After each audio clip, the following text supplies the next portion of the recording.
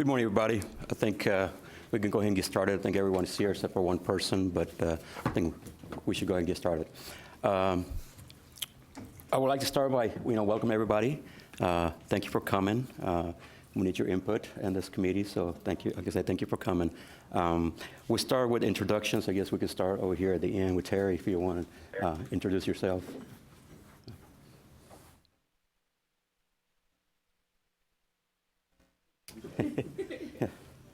Good morning. Terry Sheneman, Coordinator of College and Career Readiness, Fort Bend ISD. Good morning. Joy Thomas, Associate Director, Financial Aid and Scholarships, Prairie View A&M University. Brent Welford, Blinn College. Tom Nguyen, University of North Texas Health Science Center. Denise Welch, Panola College. Chad Pulse, Texas Higher Education Coordinating Board. And I'm Robert Marino, Dean of Financial Aid at San Jacinto College. Rochelle Garrett, Financial Aid, Stephen F. Austin State University. Diane Todd Sprague, University of Texas at Austin. Ed Cressley, Director of Financial Aid, Angelo State University. Shannon Crossland, Texas Tech University. Carla Flores, the University of Texas, Rio Grande Valley. Jonathan Sedes, LBJ School of Public Affairs at UT.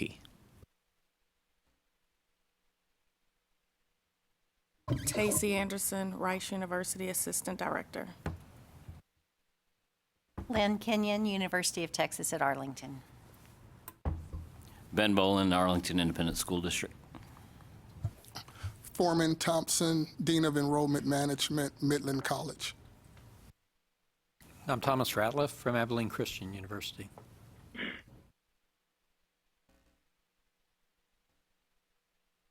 I think we have supposed to have a couple of people on the phone.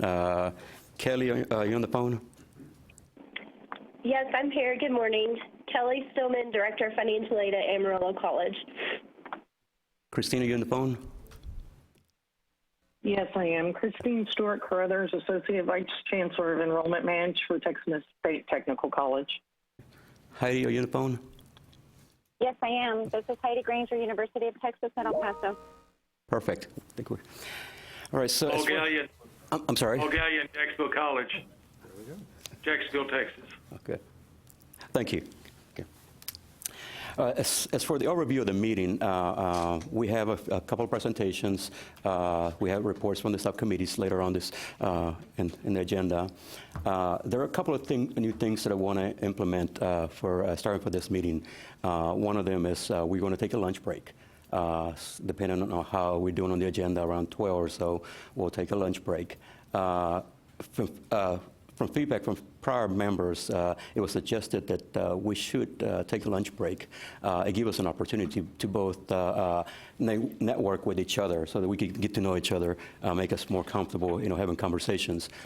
In addition, it also helped us slow down the meeting because some people felt like it was being rushed. So it gives an opportunity so that we are able to provide feedback. So, okay. So, and like I said, another new thing is that you see a new item on the agenda, item U. I think that will give us an opportunity to bring up new topics for future consideration. I noticed on the past minutes that there was some conversation that were not relevant to the topic at hand, but we still hosted the conversation. And it's now that we'll have an opportunity to move those topics down on the agenda. Okay. Alrighty, so the next item on the agenda is approval of the minutes. Hope that you all had a chance to review the minutes from the previous meeting. If not, I'll give you a few minutes to review them.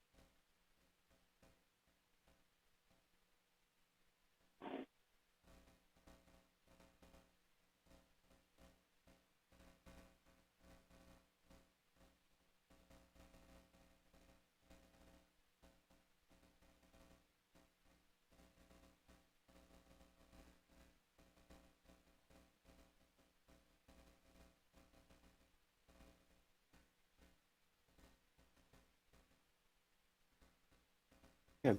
Are there any corrections to the minutes? Okay, being none, then I entertain a motion to approve the minutes from the September 5th meeting. So moved. Second? Second. Okay. The motion has been moved and second to approve the minutes from the previous meeting. Those in favor? Okay. Aye.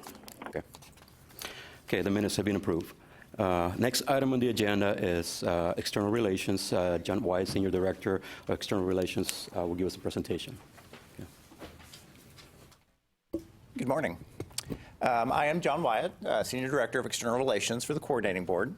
I've been asked to give a brief legislative update, and it will be very brief because we are at that point kind of between sessions where people are kind of getting ready for the holidays, and so there's not really that much going on downtown, but there are some things to be aware of. So as you know, the last session ended in May. They are not scheduled to meet again until January of 2021. And we're now in the interim period between sessions. It's during this time that committees will look at issues and consider issues for the next legislative session.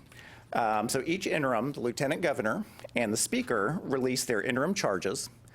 Those charges direct the committees on what specific topics they should examine in the run-up to the next session. On October 30th, Lieutenant Governor Patrick released the interim charges for the Senate. You should have in your materials a copy of the Senate Higher Education interim charges.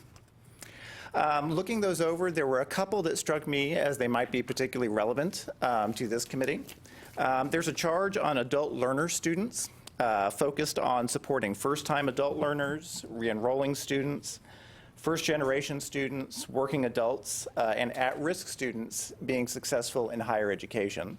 It certainly seems like a big part of that conversation needs to be about the adequacy of financial aid resources for this population.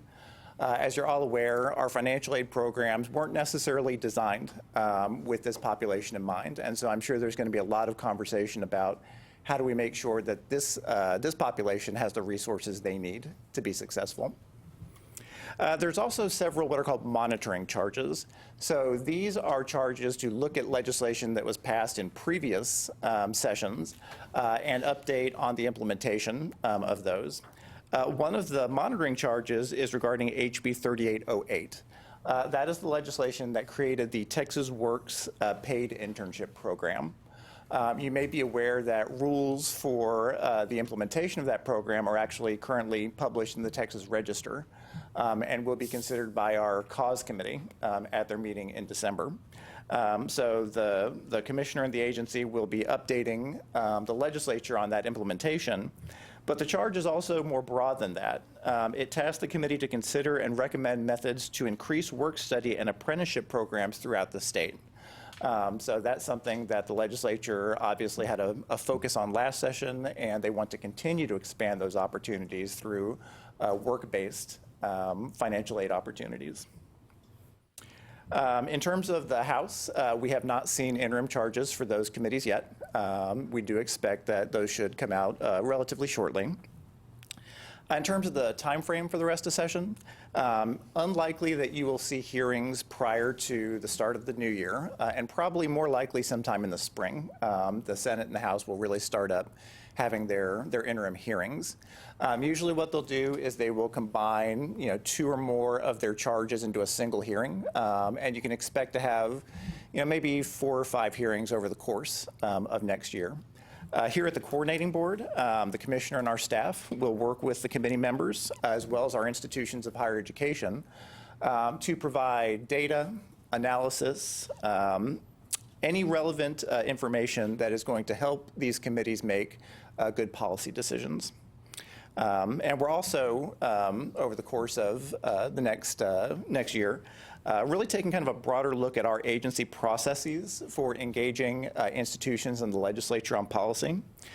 Commissioner Keller has strongly prioritized working collaboratively with our stakeholders to understand their perspectives and advance consensus-based solutions to the challenges that we face in higher education. So we very much look forward to engaging your institutions on these issues to make sure that we really are working in partnership when we go to the legislature with policy recommendations.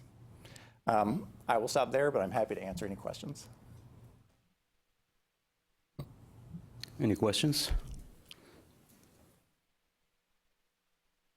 Like I said, the good stuff is still a few months away, so. Yes, definitely. Okay. Okay, all right. Well, thank you, Mr. White. Thank you. Next, we have a presentation from the Urban Institute. Sandy Bond and Christine Blagg, I believe. Are they on the phone? Or?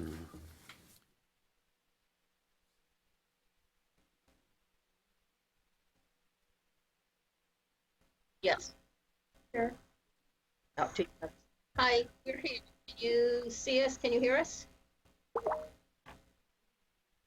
Okay, great. Okay. Introduction, but okay, all right. So I'm Sandy Baum. I'm with Kristen Blagg, my colleague at the Urban Institute, and we're really excited to have a chance to talk with you today about the project that we're working on to study the Texas state grant programs, and we hope to contribute to strengthening those programs. And based on what we just heard, this is an opportune time for us to be thinking about that. So we are involved in a project that is funded by Arnold Ventures, which is a Texas-based foundation, although we're working in both Texas and New Jersey. And our goal is to talk with lots of different constituents and people who work with, know about, are affected by the state grant programs, think from a public policy perspective about how effective the policies are and what kinds of modifications might be helpful, and then also to get the political context so that we're not sort of suggesting pie-in-the-sky things that won't in any way fit into the political realities of Texas. So we've talked to lots of people, and we have also worked with the Texas student level data to try to get some greater insights into how the programs are working. And so what we would like to do today is talk with you a little bit about some of the issues that have arisen as we've been looking into the programs and see what your thoughts are, what kind of feedback you have as we work to prepare some discussion points and reports to bring to you and other people in Texas for final feedback. So I can't. Are you looking at a PowerPoint at our slides or? Yes. Oh, okay, fine. So then that was the proposed. So the next slide. That was the goals of the program. And the next slide, oh, that doesn't look so good, just explains the funding and what we're doing. And so then the slide after that,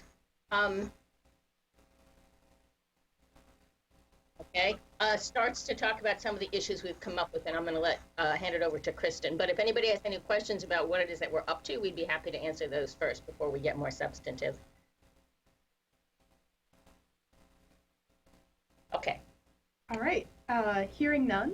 I'll talk a little bit about some of the things that we've been thinking about or encountering in Texas.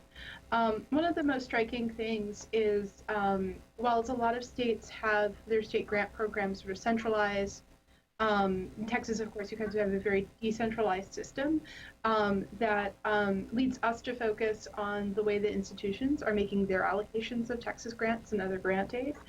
One of the concerns we have about this decentralized system is that there is a bit of uncertainty for the student when they're applying to these schools as to whether they will actually get the aid, and that they may well get a grant at one school and perhaps not another, even though their financial situation is the same for both schools. And so that leads us to some concerns about equity.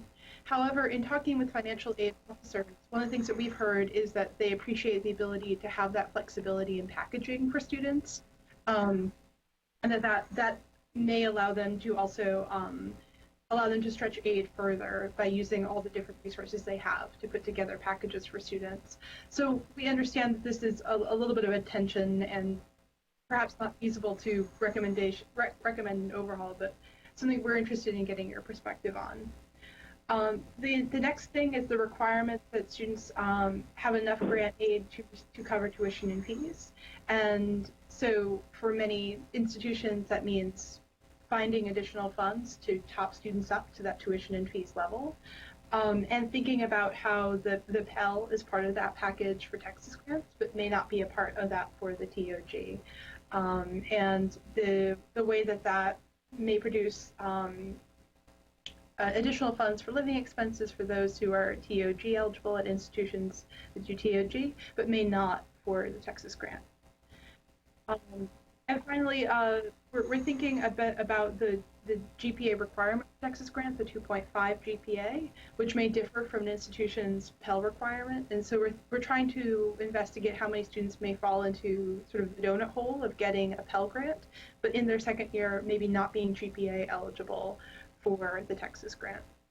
And let me just add a couple of points to those issues. One, the allocation system of having the money go to the institutions rather than the students. We have from a lot of people concerns about uncertainty, lack of clarity, and perceived inequities in the allocation to different institutions. Like some institutions say, because of some historical accident, we're not getting our share of the money, and we actually don't know until too late how much money. So part of it is the inequity that Kristen talked about across students and the difficulty for students, and part of it is, given the system, is there anything to be done to make it work better for institutions?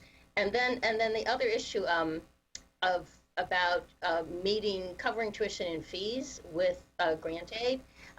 When Pell Grants included, as they are for Texas grant, one of the things, and this I can't say that this has resonated with people we've talked to in Texas, but the Pell Grant program is very carefully designed to give more resources to the very low-income students. It's a slope. You get a full Pell Grant if you have zero EFC, and you get a smaller Pell Grant if you have some resources, but you still have a lot of financial need. So it's a slope. And when you say your Pell Grant plus other grant aid will add up to tuition and fees if you get a Texas grant, what you are saying is everyone who gets a Texas grant, whether they're a zero EFC or $2,000 or $3,000 EFC, they get the same total grant aid. So that's very different from the way the Pell Grant program is structured to be sort of a downward slope. And that is an interesting and probably not it's probably not the purpose of covering tuition and fees, but it does effectively mean that every student in that group is getting the same total grant aid. So we're interested in that issue as well. But we're interested in any of your thoughts about any of those three issues. We have other issues we could talk about too, but we expect to have some thoughts about why some of these things do make sense to you, or why they do work well, or why they don't.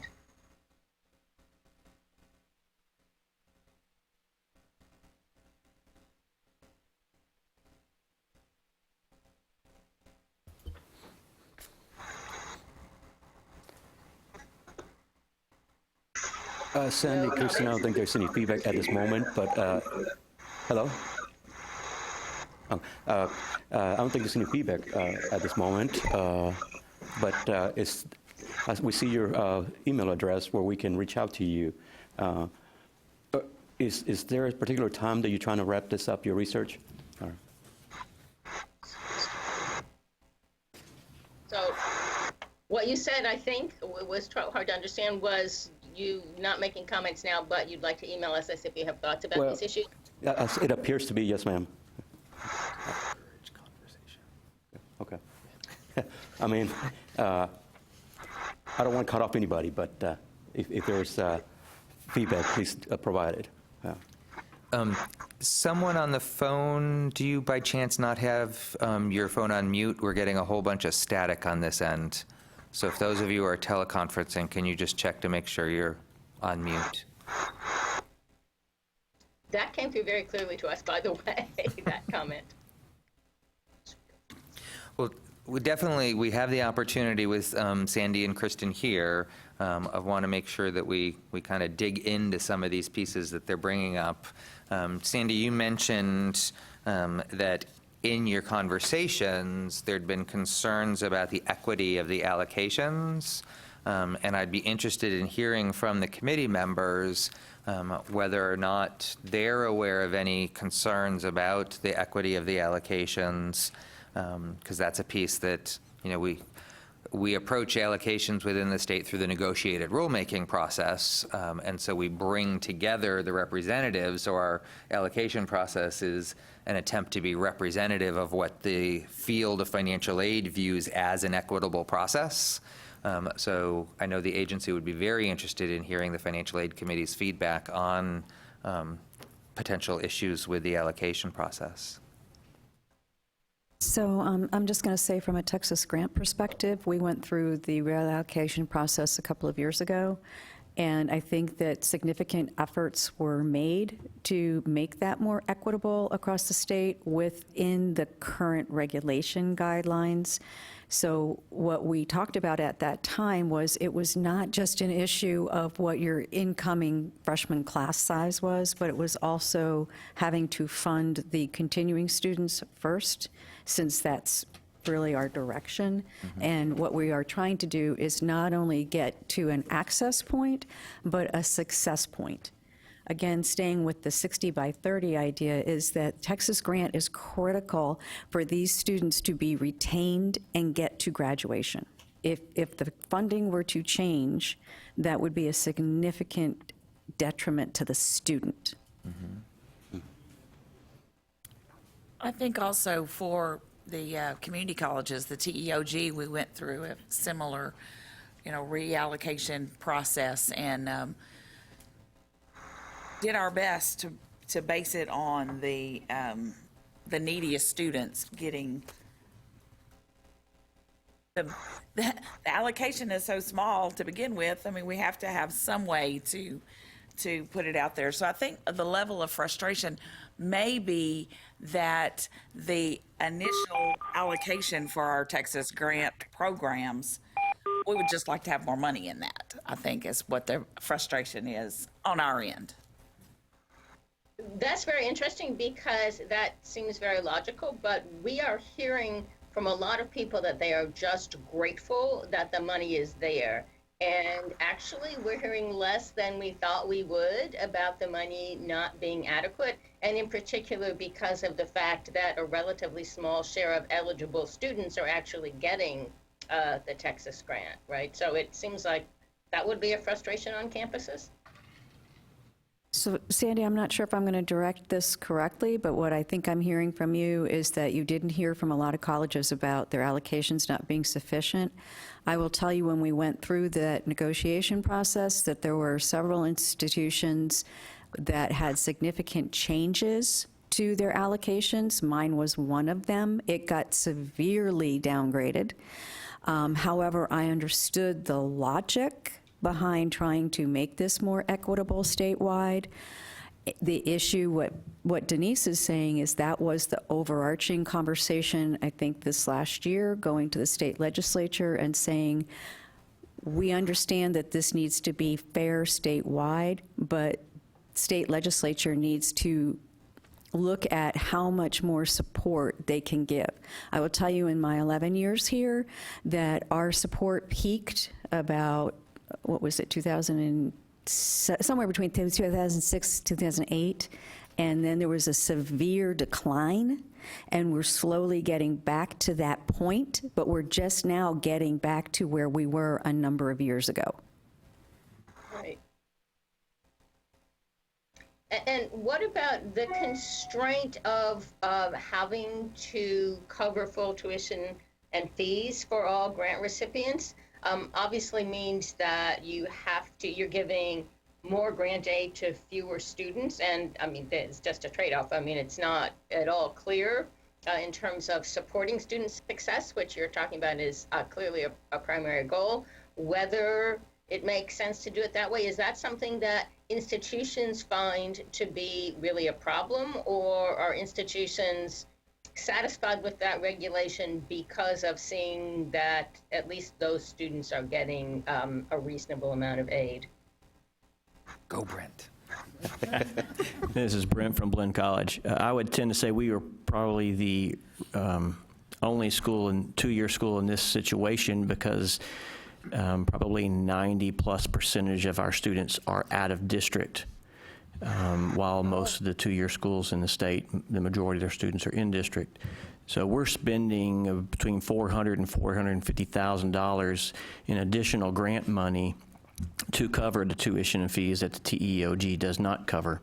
And so the last couple of years, I've been arguing that I fail to understand how at a two-year school where tuition is still half the cost of a university, the university is able to use Pell to match, but at a two-year school we can't. And so that's $450,000 a year that are not going to other students. That's just TPEG. That doesn't even count the SEOG that they're also getting awarded, that gets counted in that calculation. So for our school, it is significant. That's really interesting. You said 90% are out of district? Yes, we are in a more rural area and close to a very large university. So we have a lot of students come from outside the area, and our district is very small. Our largest population campus is outside of our district too. That's really, so the students who don't get the state grant aid and don't get their tuition and fees covered are paying a lot to go to your institution. Correct. Right, okay. Not probably half of what you would at a four-year school, but significantly more than they may be at other junior colleges, because, say, in the Houston area, you have so many community colleges that the majority of the students are in district, and ours are not. So this issue is very related, whether you can use Pell or not, is very related to the question of living expenses. And the issue of living expenses, I mean, two things that we've been surprised not to hear more about are, one, how do students cover their living expenses? And two, what about older students being excluded?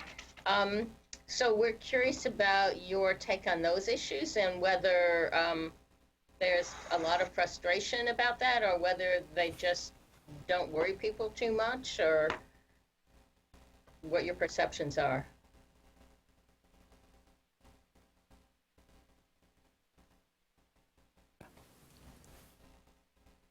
Well, I think there is a general concern with financial aid not being enough to cover all cost. I know particularly in our college, we know that Pell Grant and other grants, scholarships will be used for tuition fees, books, supplies, but we're looking into what about external costs. Our average age in our college is 24 years old, so we have a lot of working adults coming to our college, and the average enrollment is 8.1 hours, so it means that they're not taking more a full-time load because they're having to work. So we're trying to figure out how to help them meet the external costs so that they can take a larger load and finish earlier. We're having to partner with non-for-profit organizations in the area so that we can cover housing and food insecurity as such. I think that is the general consensus among the colleges, how we're trying to meet that other living expenses.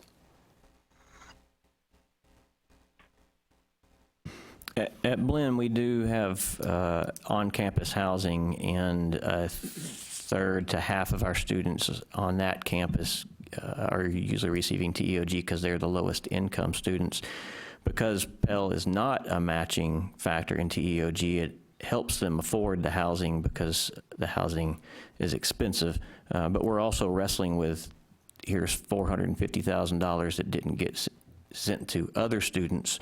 So the students are grant heavy, but without that matching, with the inability to match with Pell, some of them are having to borrow a little less than they would if Pell was a matching. So it's on one hand, we would like to see Pell included in the matching. On the other hand, some of the students, it would not be an advantage to. Depends on what angle you're coming from. that makes sense. Do you want to? Sandy, one of the questions you had, or one of the statements you had made early on, or maybe Kristen made it, was in relation to the decentralized system and the individual decisions that are able to be made on the college campuses with these programs, as well as tying that to the tuition and fee requirement, that tuition and fees need to be covered for recipients of the Texas grant and the TEOG. And I think that's an important piece to hear feedback from everyone. Texas has a very unique a very unique grant program from other states in that it is decentralized, but it does have the tuition and fee requirement to it. Without a tuition and fee requirement, it could be a centralized program like a Pell Grant or other states where, the state just determines a level and the student takes that to wherever they're going to go. Would end up with more students getting less money across that. So it'd be very interesting to hear people's thoughts on the trade-offs of these pieces. Brent has made some comments about the fact that, going in another direction allows an institution to then use, their funding, their campus-based funding in different ways as opposed to tying it into the tuition and fees. But then those students that were benefiting from that and having funding to cover their living costs and things like that wouldn't necessarily have that coverage unless the institution decided. So that's an ongoing piece. I know that there's been comments made in the past about removing the tuition and fee requirement to just provide institutions with the ability to spread funding. What are the implications of that if you end up having more students getting less, more students served, but those students get less funding? I think with that, we could possibly see the student loans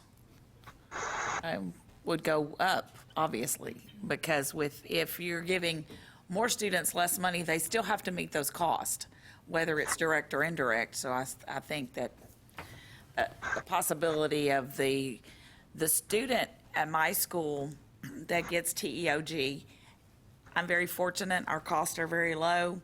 That TEOG does cover their tuition and fees, especially my in-district students. And so they use their Pell for living expenses, whether that's on campus or off campus. But those that don't have that option, of course, student loans is where they go. And so I think you could see a possible increase in our student lending.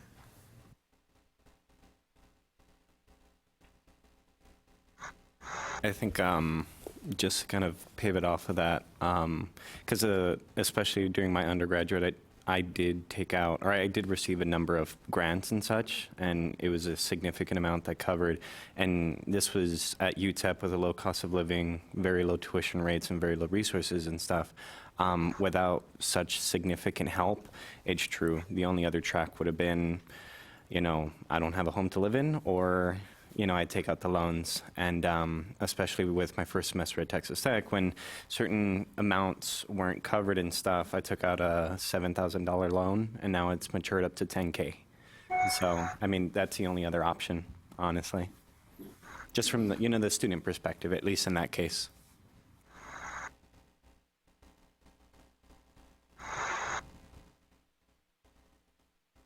Do you, as financial aid administrators, feel that the tuition and fee matching requirement is a critical piece to the structure of the Texas financial aid programs? A couple comments, just listening to the conversation. I think one thing to acknowledge, the diversity of our institutions and the diversity of students that we serve create a great challenge to create a single system that is going to work for everybody. And so if nothing else, these are the rules we've lived by for a while, and so we figured out how to utilize those in ways that are positive. The idea of a decentralized, there are benefits to that, but I think you're right in the sense that, have we really had a debate to say, what if we changed it up? Because that's not necessarily the only way to do it, and there are many states that have very different ways of doing it. My one feeling, and it's really the tuition and fee concept that exists within the program, Texas grant is kind of like a golden ticket. And if you get that golden ticket your first year, because you happen to have the right EFC and you happen to meet priority model, you do everything on time, then you're guaranteed for your 4 years, as long as you continue to have some level of need, that your tuition and fees are going to be covered. I mean, that's huge. And it's also one that, if you don't get that ticket, either because you're just past that threshold of qualifying, that's a cliff. So unlike the Pell Grant, like you say, where it's a gradual decrease of eligibility of aid, there's a cliff. And if you hit that cliff, depending on schools' packaging philosophies, you may go from full tuition and fees to getting, a few $1,000s to help meet your financial need, even though you have unmet need and, all of that. So, I mean, again, that depends on school strategies and, again, limited resources that we have with Texas Grant to meet all of the Texas Grant eligible students, as well as grants, funds set asides to meet the other needs of the students. So, I mean, that's the ongoing struggle that we deal with. But, I think that is something that I struggle with is, like you say, you get that golden ticket, you're setting pretty good. And again, a lot of it's on you because you need to be academically successful, especially after that second year. You need to be doing better than what is needed just to get your degree at the institution, and you need to be making progress, which I don't know is a bad threshold, but somewhat counters the idea we want to graduate students. And, if you graduate with a 2.3 GPA, is that less of a success for the state than a student graduating with a 2.6 GPA, and yet that student is funded for their last 2 years, whereas the other student isn't. So those are just some of the challenges, but I don't know what the answers are. I mean, I guess it's interesting that you're looking at it as to what's right, but, there are, I guess I would acknowledge there are reasons why the rules are and the allocations are the way they have been. Doesn't mean they always need to be that way, but I don't think they're just arbitrary and not done with the sense of concepts of equity, concepts of student success, concepts of reaching the state's goals. And to, blow up the system or disrupt the system, as much as it sounds interesting to have the conversation, frustrating possibly to have the conversation, either because, we'll talk about it, but will anything really change? And even more frustrating, the system's changed, and then all of a sudden we have a different set of winners and losers because of the new system, until we get to the idea that we're fully funding the needs of our students. Can I just say thank you? That was really interesting. I like your golden ticket analogy. But our questioning and our delving into this, it doesn't mean we're certainly not starting with any conclusions about what we think should happen. But it also is much more likely to be like not blow up the system, but think about ways that it could be tweaked so that it would more effectively meet the state's goals. I just don't want you to think that we're trying to do something explosive here. Right, and I may be a little dramatic in that term, and I've been watching the Democratic presidential candidates too much, where you got people who want to blow up and people who want to make slight changes to reach the same goals. And I would say the end goal is what's in mind, and I think you can get there many ways. So I apologize if I'm implying, a criticism of, of what's being done here, and that it's an attempt to blow up the system. So. And I just want to add on to Ed's comments with that golden ticket. I think from a university perspective, we have to think about our promise programs that so many institutions, and we rely on the Texas grant with the Pell to be able to fulfill that.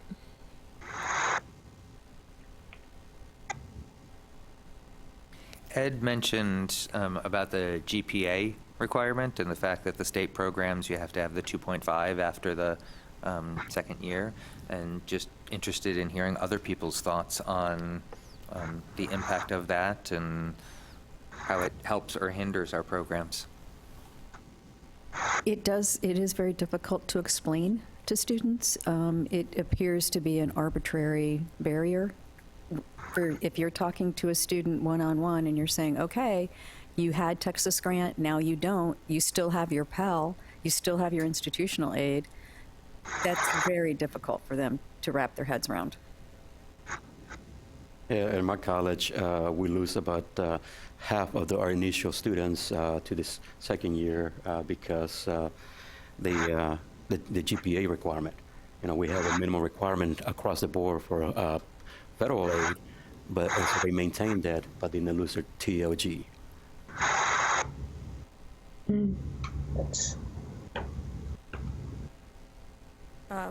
I agree that consistency does help in managing most of the programs, and I believe at the last meeting we discussed consistency between federal regulations and state regulations. So I think that discussion it would help a lot in mimicking a lot of those rules in order to be able to explain to a student.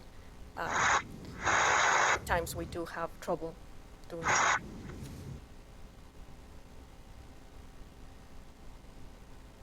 I thought Ed's point about the fact that if you have a 2.3 GPA student who loses their grant and then potentially doesn't graduate because they don't have the funding to continue, does that benefit the state as a whole to have lost that potential graduate?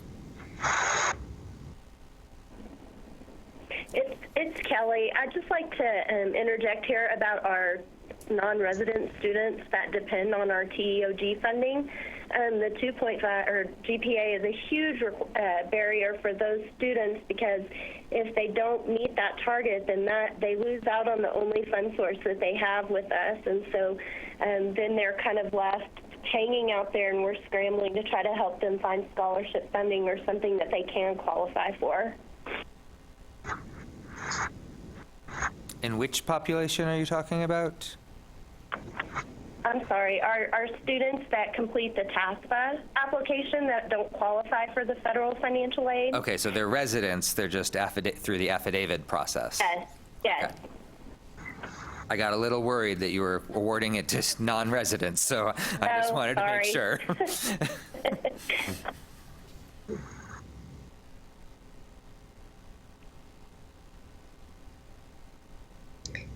Well, this conversation is very consistent with what we've heard from other people. Frustration about the confusion over those two different GPA requirements. But it's also interesting.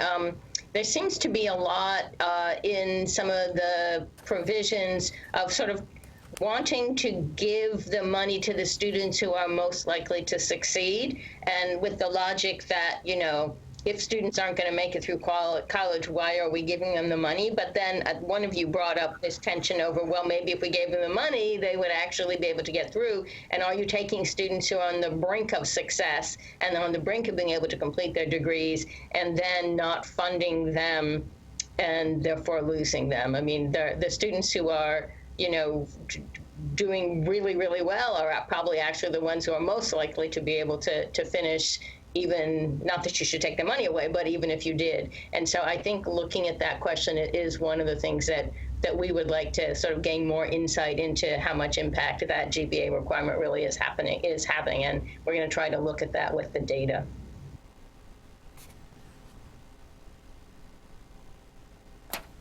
I know. Okay. Now, one of the things I just found out in my college to do a presentation for my board of directors is that the more financial aid student receives, the better they tend to do, you know, academically, per semester by semester, and persistence, you know, to completion. So I looked at the students who receive a lower amount than the standard amount, and they were dropping out. But the more financially they receive, the more they were completing. So basically it comes down to give them more money and they'll finish. At least that was my conclusion. Yeah, yeah.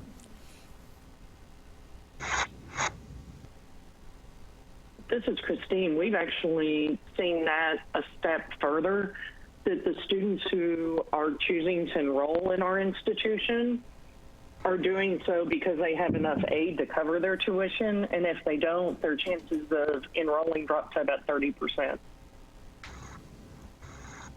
Yeah.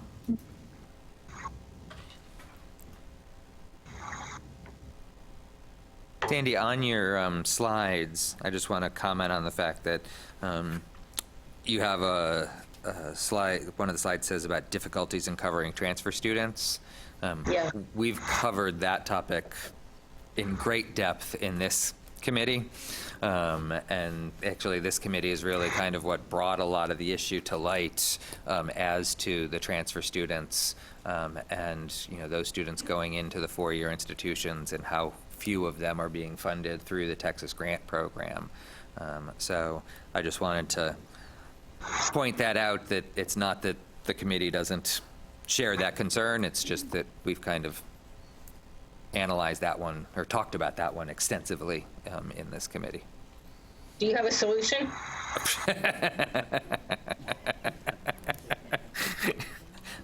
I think there was a conclusion, and at the end of the day, it really is inadequate funding because, with the priorities that are already set with us when we get to the transfer population, there isn't typically money left over. So that is the challenges. So if there were money, then I think the discussion has been, could we create better pathways for students transitioning from the junior college, the first 2 years into the school, and carrying that state eligibility, a different form, but state eligibility with them in a way that they would know they qualify, they would know that's available, and then ultimately there would be funds available that we could give to those students. So,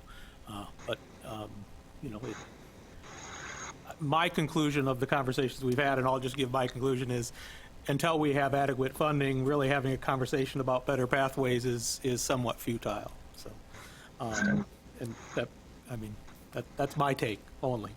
Well, and one of the challenges we also talked about was the fact that, while it's a decentralized program, providing you, the institutions, the ability to kind of make decisions in the awarding, there are aspects of the awarding requirements, particularly the priority model, that limit your ability to try to serve different populations. So, that funding limitation that we're facing, part of the challenge of the funding limitation is that institutions are required to fund the priority model students first, after which there's not much funding left for the other populations. So it's a combination of the funding level and the restrictions.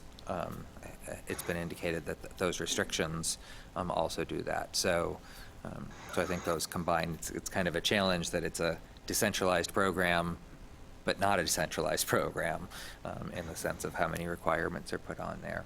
So. Right. I mean, constant tension of, in order to take a fixed amount of money and more generously fund some group of students that is now left out, you can only do that by taking it away from somebody else, right? And so there are not good solutions to that. But it does seem like this transfer student issue really is a pretty big problem with the system, given the goals. Well, it's good that you've talked. I mean, we would love to know any ideas that you have come up with in past conversations and so on. We want to make sure that we include those in our discussion too. If I might add, I guess just a slight tidbit to consider.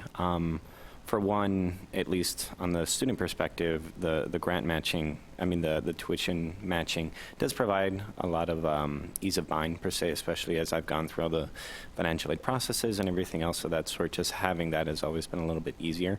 But I think another thing to possibly consider for the student perspective, I know that we primarily focus on the thresholds between whether students are going to stay in class and be able to succeed academically. But I think, and of course this is for like the ideal world and everything, but also to consider how this affects like the fifth class. And by the fifth class, this is an analogy that is used at the school. You have your 9 hours or your 12 credit hours and everything else of that sort, but then you have like the extracurricular activities and such for students who may not have, the time to be able to involve themselves in these networking opportunities or these personal enrichment programs or anything else of that sort, because they're focused on being able to scrape by and such.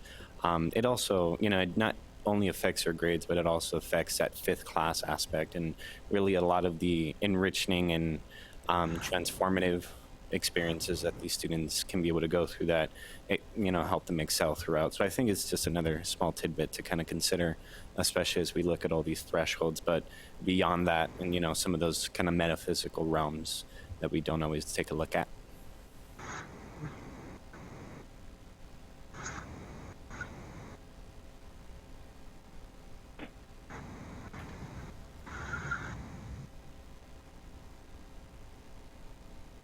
Any other feedback? Go ahead. We're very grateful for the chance to talk with you and for your thoughts. And if you have further thoughts, we would love to hear them. So please feel free to stay in touch with us and let us know if you go away and say, oh, I should have said this, or if there's something that you didn't want to actually say in this forum, but that you think would be good for us to know. We really appreciate it. Thank you. Okay. Thank you, Sandy. Kristen?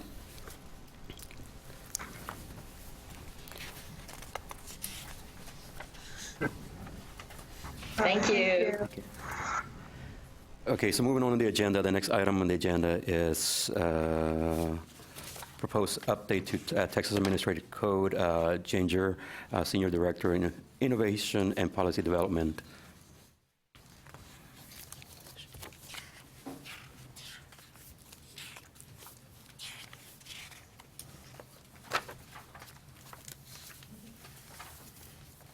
Good morning. Still morning, I think, for a little while longer. Thank you for your time this morning.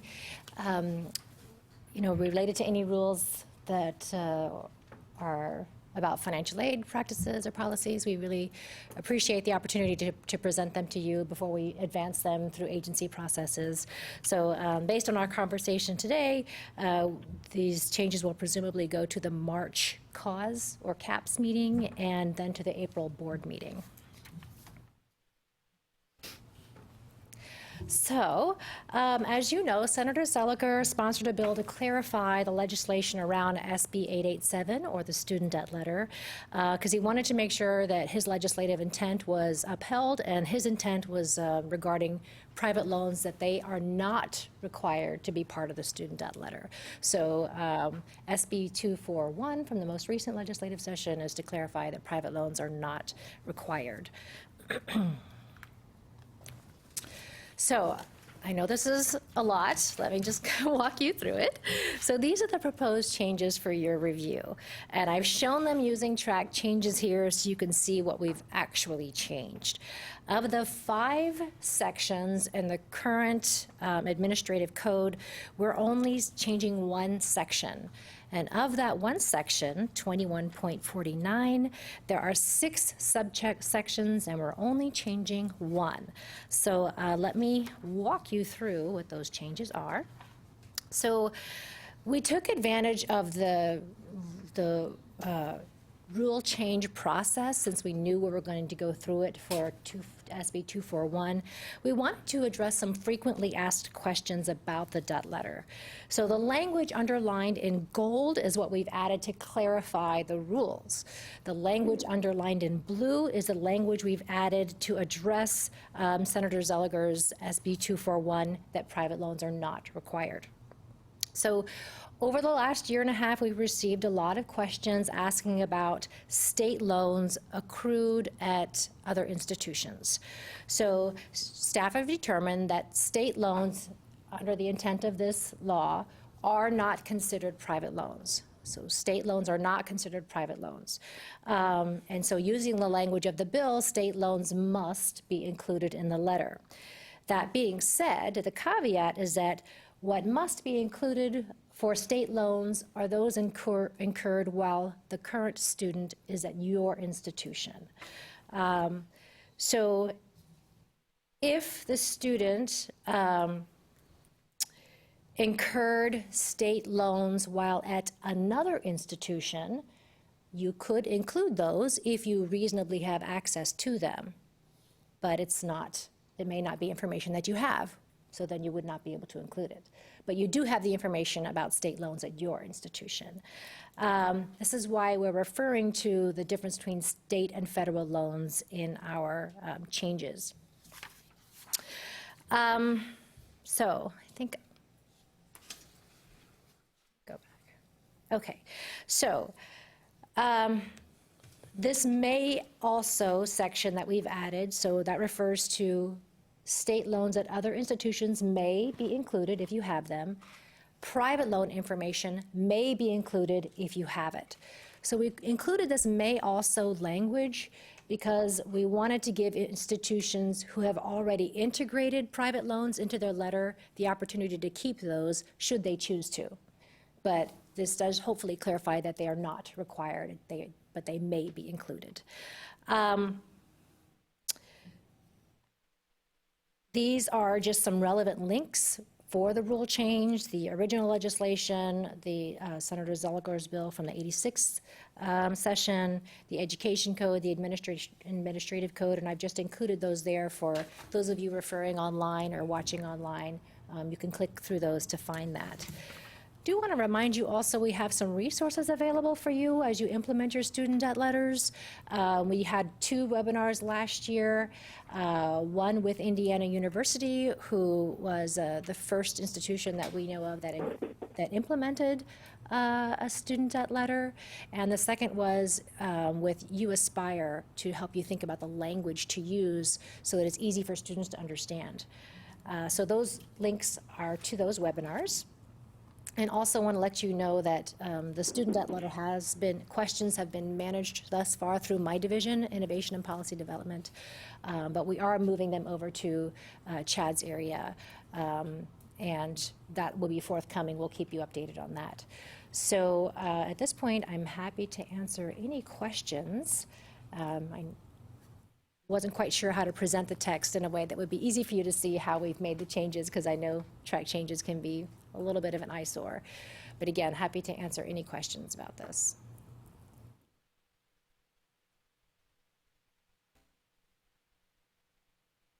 Do you have any comments?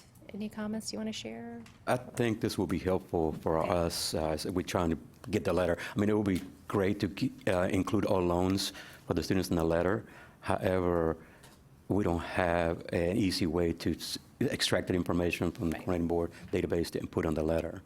In SLDS, although loans are included in there and the ISER, but not for state loans. So just giving us the ability to, may and may not include it, I think is helpful for the institutions. Okay. Great. Well, thank you for your time. Feel free to follow up with any questions if you have them, and otherwise you will be seeing this on the agenda for the March committee meetings and then the April board meeting.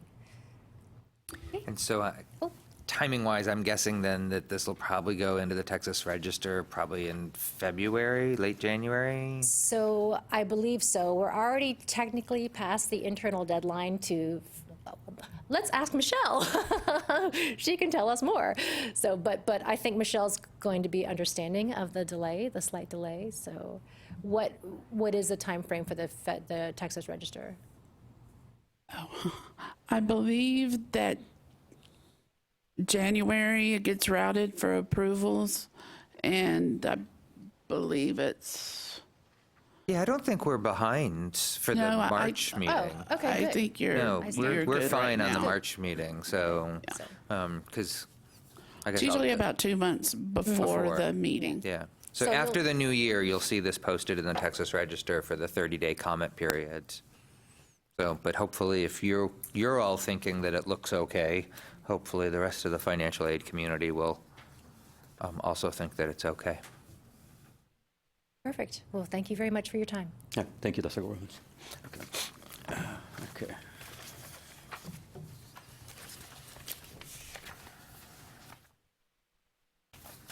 Okay, the next item on the agenda is the election of the vice chair. I don't know if you have had a chance to talk to each other, but the committee will now entertain nominations of.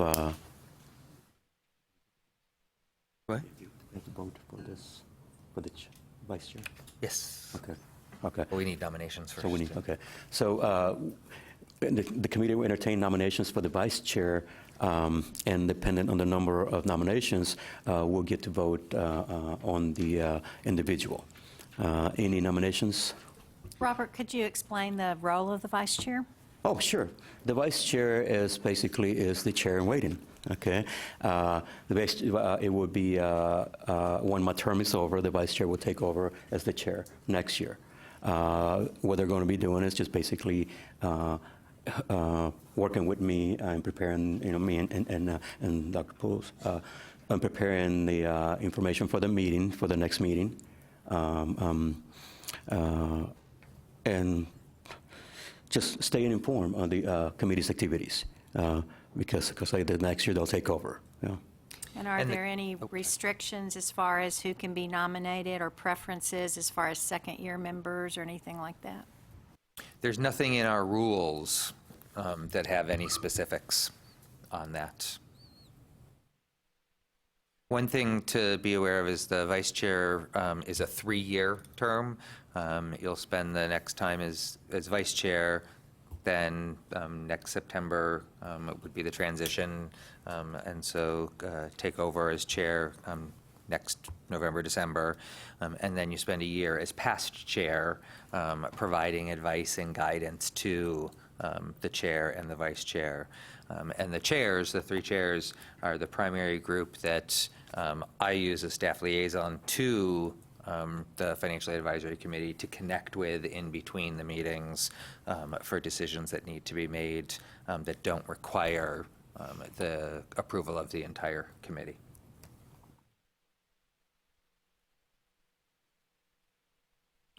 Okay. Any nominations?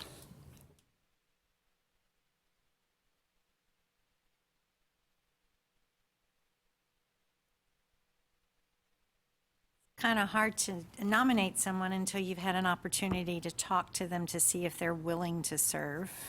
Is there a possibility we could maybe table this till after lunch so we can have an opportunity to visit with members to see if who we would like to nominate is wanting to take on the responsibility and able to do that? Is that possible? I don't know. I mean, maybe I'm the only one that feels that way. Okay. Yes. So one of the things that'll be helpful for me is to know, like in the materials when we talked at the last meeting, we had talked about the fact that this was going to be coming up and encouraging everyone to be talking with each other.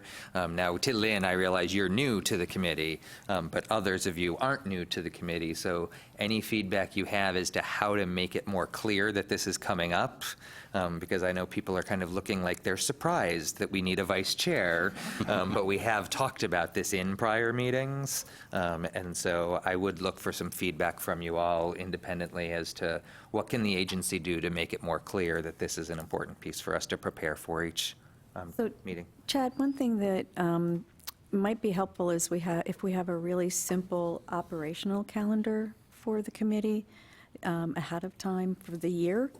Because I know we also had a situation last year where we didn't get the, I don't know if it was the nomination, but the approval of Robert at a time, so he was like, it was delayed?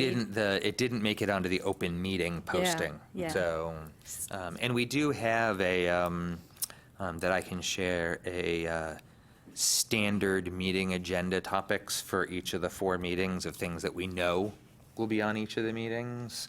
Like we know that we'll always have this nomination. So that's definitely something that I can share. That'd be great. Absolutely.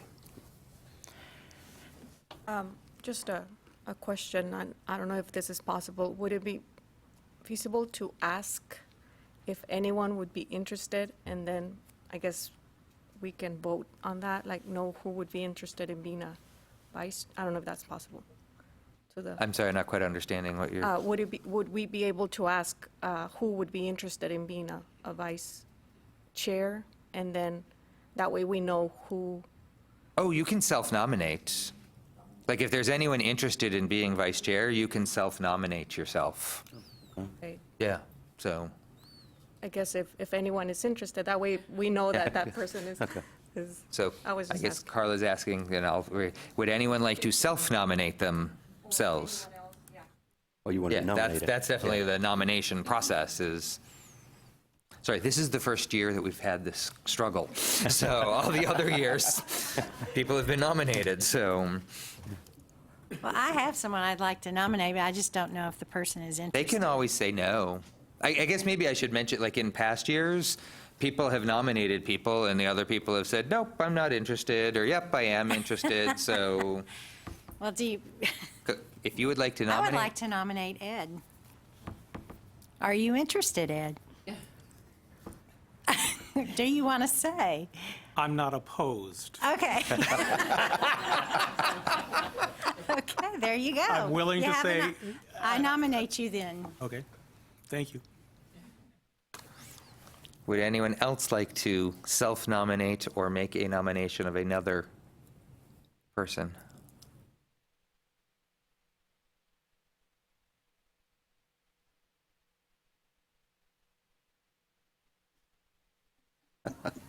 It's not that bad.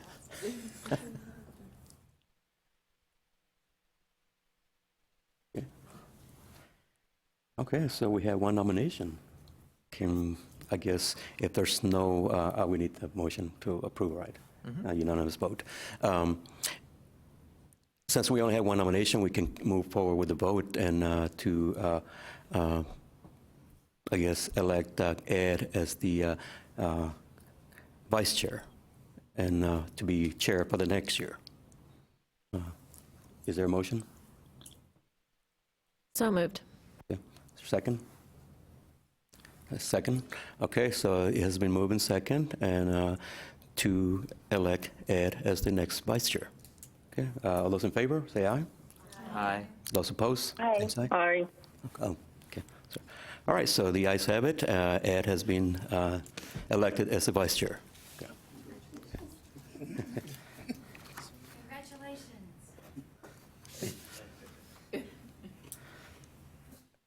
Okay, so next item on the agenda is the approval of the minutes dates. I believe you emailed them, didn't you? Yes. Okay. So you should receive an email with it for future meeting dates. I gotta look them up myself.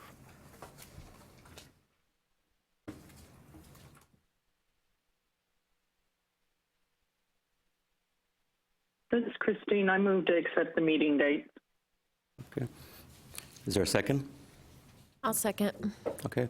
So the dates have been has been moved in second to approve the proposed meeting dates. All those in favor say aye. You have to ask for discussion. I'm sorry, any discussion? We have to make sure Yeah. that we have discussion in case anyone, we have to make sure we have discussion in case anyone has any concerns about the dates or anything like that. Sorry, thank you. Because approval is the assumption that you understand when the dates are and that you will come to the meetings on those dates. You want to just repeat the dates, Chad? Sure. The proposed dates, they're the first Thursdays, at the first Thursday of March, which is, whoops, I clicked too fast, which is March 5th, and then the first Thursday of June, which is the 4th of June, the first Thursday of September, which is the 3rd of September.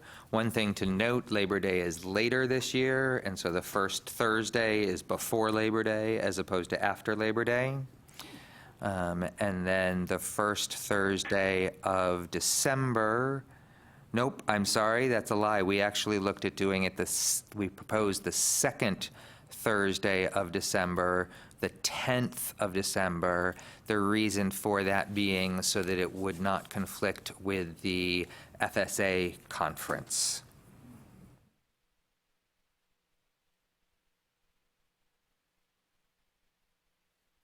Any more discussion? Okay, being none, call the vote. All those in favor, say aye. Aye. All those opposed, same sign. Okay. All right, the ayes have it. The dates have been approved.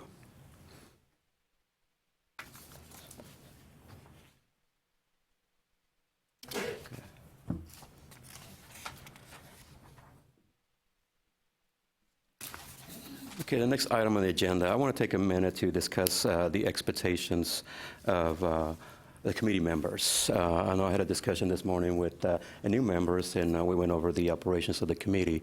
So I want to go over again with the current members so that remind you of the requirements of the committee meeting.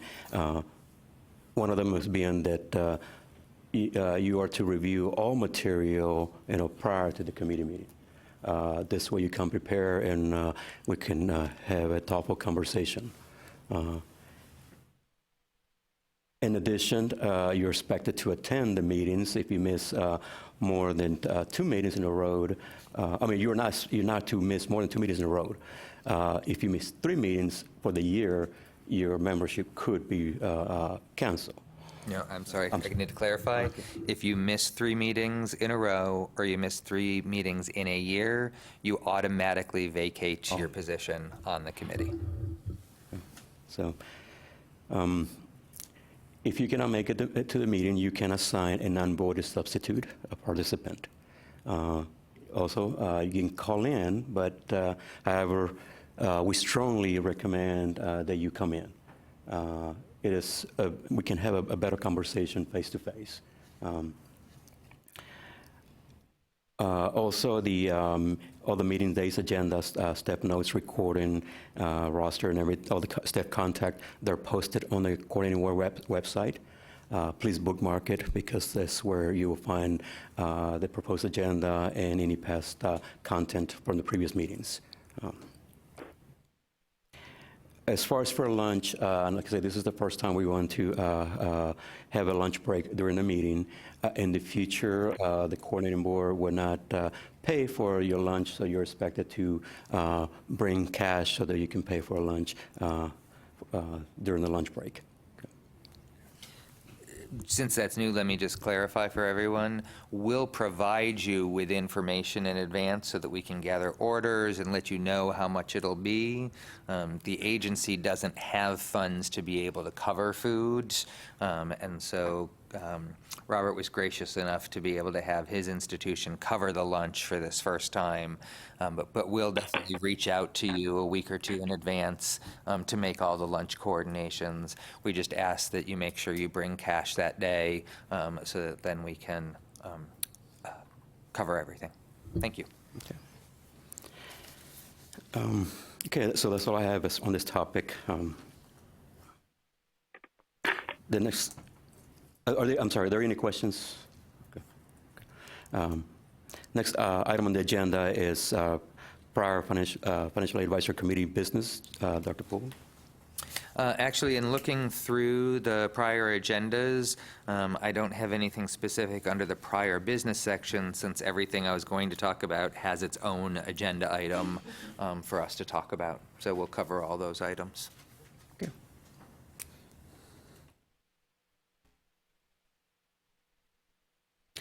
So the next item on the agenda is the Financial Aid Wellness Learning Collaborate with from the College Readiness and Success. Aaron Willen, Program Specialist. Yeah. Apparently we have a substitute. I know. I think I'm substituting for Aaron today. So Good morning, everybody. My name is Brian Ashton, and I serve as the sort of co-convener, I think, with Aaron in the College Readiness and Success Division for the Financial Wellness Learning Collaborative. Erin is out sick today and sends her regrets for being here, but told me that I could tell you to direct all the hard questions to her and that her email address can be circulated so I don't have to answer any questions throughout the presentation. But in all seriousness, if you do have any questions, please don't hesitate to let me know as we go through this here this morning. Wanted to talk a little bit about the Financial Wellness Learning Collaborative. And so this is a group that we convened in conjunction with the coordinating board to really follow up on the work that was presented out of the Financial Literacy Advisory Committee report. And so Chad was was the lead on the Financial Literacy Advisory Committee through the Student Financial Aid Programs Division. Once that report was produced, it was handed off to the College Readiness and Success Division as kind of the topic of financial wellness became more owned by that division than the Student Financial Aid Program side.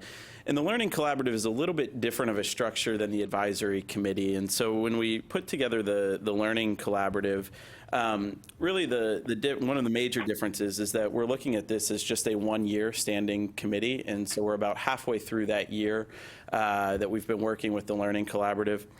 And the idea behind it is to bring together higher education professionals from different roles, institutions, and parts of the state to have conversations about how we can implement some of the financial wellness recommendations that came out of the Financial Literacy Advisory Committee. And we've pulled together, if we want to go to the next slide here, sort of the logic model, if you will, that we've used for the Learning Collaborative is that we started by bringing together the inputs. And one of the inputs was that financial literacy report that was published as a part of the work of the advisory committee. We also brought together, like I said, the individuals from around the state, which your new vice chair, Ed, is one of those. And he truly has been watching the Democratic debates by the deferral of the nomination, I think. We also brought together folks that really have a lot of creativity, openness to change and learning, and then the time to really dive a little bit deeper into these issues. Over the last few months, we've had regular conference calls to help the individuals learn from each other and to share some information about what is happening on their campus, but also to hear about some national trends as well as local trends that are happening around the state. And then we've convened specific work groups, which we'll touch on in the next slide, to help dive a little bit further into 3 areas that we identified as priorities for the Learning Collaborative. We're looking at outputs here over the next few months, and those outputs include a student program survey and report, a Texas on-course training module for advisors in particular to dive a little bit further into topics of financial literacy and wellness, some minimum standards and promising practices, and then a couple deliverables in the report form that we're still working through determining what they will ultimately end up being. What we hope to come out of this on the back end is really a network of professionals at various different types of institutions of higher education that can be seen as leaders in the financial wellness space. These individuals can then help to be resources to inform ongoing state efforts about this, not just at the coordinating board, but elsewhere, but also serve as practitioners that can help to advance other campuses as they go through the journey of implementing financial wellness programs.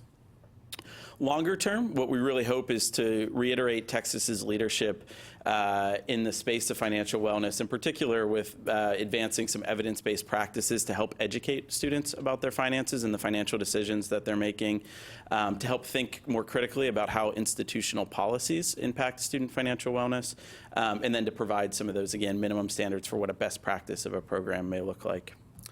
If we go to the next slide, you'll see sort of a breakdown of the collaborative members here. We have 13 members. We have had some attrition. We've lost one member throughout the process due to a position change at their institution. This makes up 4 community colleges and 9 public universities, and we're able to represent 8 out of the 12 higher education regions in the state. One of the things that we were very intentional about in the design of the collaborative was to make sure that we had sort of the full spectrum of employment represented through the group. And so we have directors and sort of that more higher level individual who's at the macro level of institutional policy and conversation. And we also have frontline staff members that are providing day-to-day student service. And within that, we have individuals that are within financial aid departments. We have some faculty. We have individuals who are within student affairs and student services departments and enrollment management departments as well. So the idea really behind that learning collaborative is to have that holistic representation of people that are influencing student finances as a part of their position. The next slide here, we asked the members to complete a SOAR analysis at the beginning of the collaborative. And so this is a strengths, opportunities, aspirations, and results analysis. And what we received was sort of this feedback that's presented in this diagram. And so the first thing that we saw was a general consensus from the group that we were grounded by strong existing programs in the state of Texas, and fortunate to have leadership, attention, funding, and networks to draw on. And so Texas has been seen as a leader in financial wellness and financial literacy over the past few decades, and really truly has been at the forefront of conversations around how we can better educate students about their finances. And so we know that there's a strong existing infrastructure, and that was very, very well represented in the group. That being said, we have an opportunity to sort of reaffirm that commitment and to continue to be a leader as a state, and thinking about how we can now take what we've seen in financial wellness programming, which we've seen an increase in the number of programs around the country on college campuses. We haven't necessarily seen the subsequent increase in sharing of data-driven results and effectiveness data that we would like to see to prove kind of that next frontier of the programs are there, are they actually working? And we see Texas as being able to really take a leadership role in that conversation, given that strong foundation that we have. The next piece here was, a part of a conversation, and if we can stay on that slide real quick, where the collaborative has an aspiration to really create a systemic approach to educating students about financial wellness. And so we had conversations about this in an in-person meeting that we had, I think about a week ago.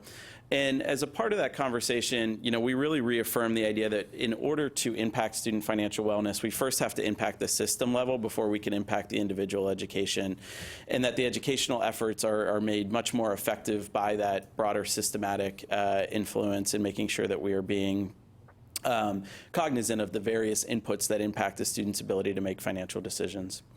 And then kind of the results here that we're hoping from the collaborative. We touched on these a little bit earlier, but we seek to have tangible impact, positive impacts on student financial wellness. And that tangible piece, I think, is key, because really thinking about how do we assess these efforts and provide data that the interventions that campuses are providing are effective.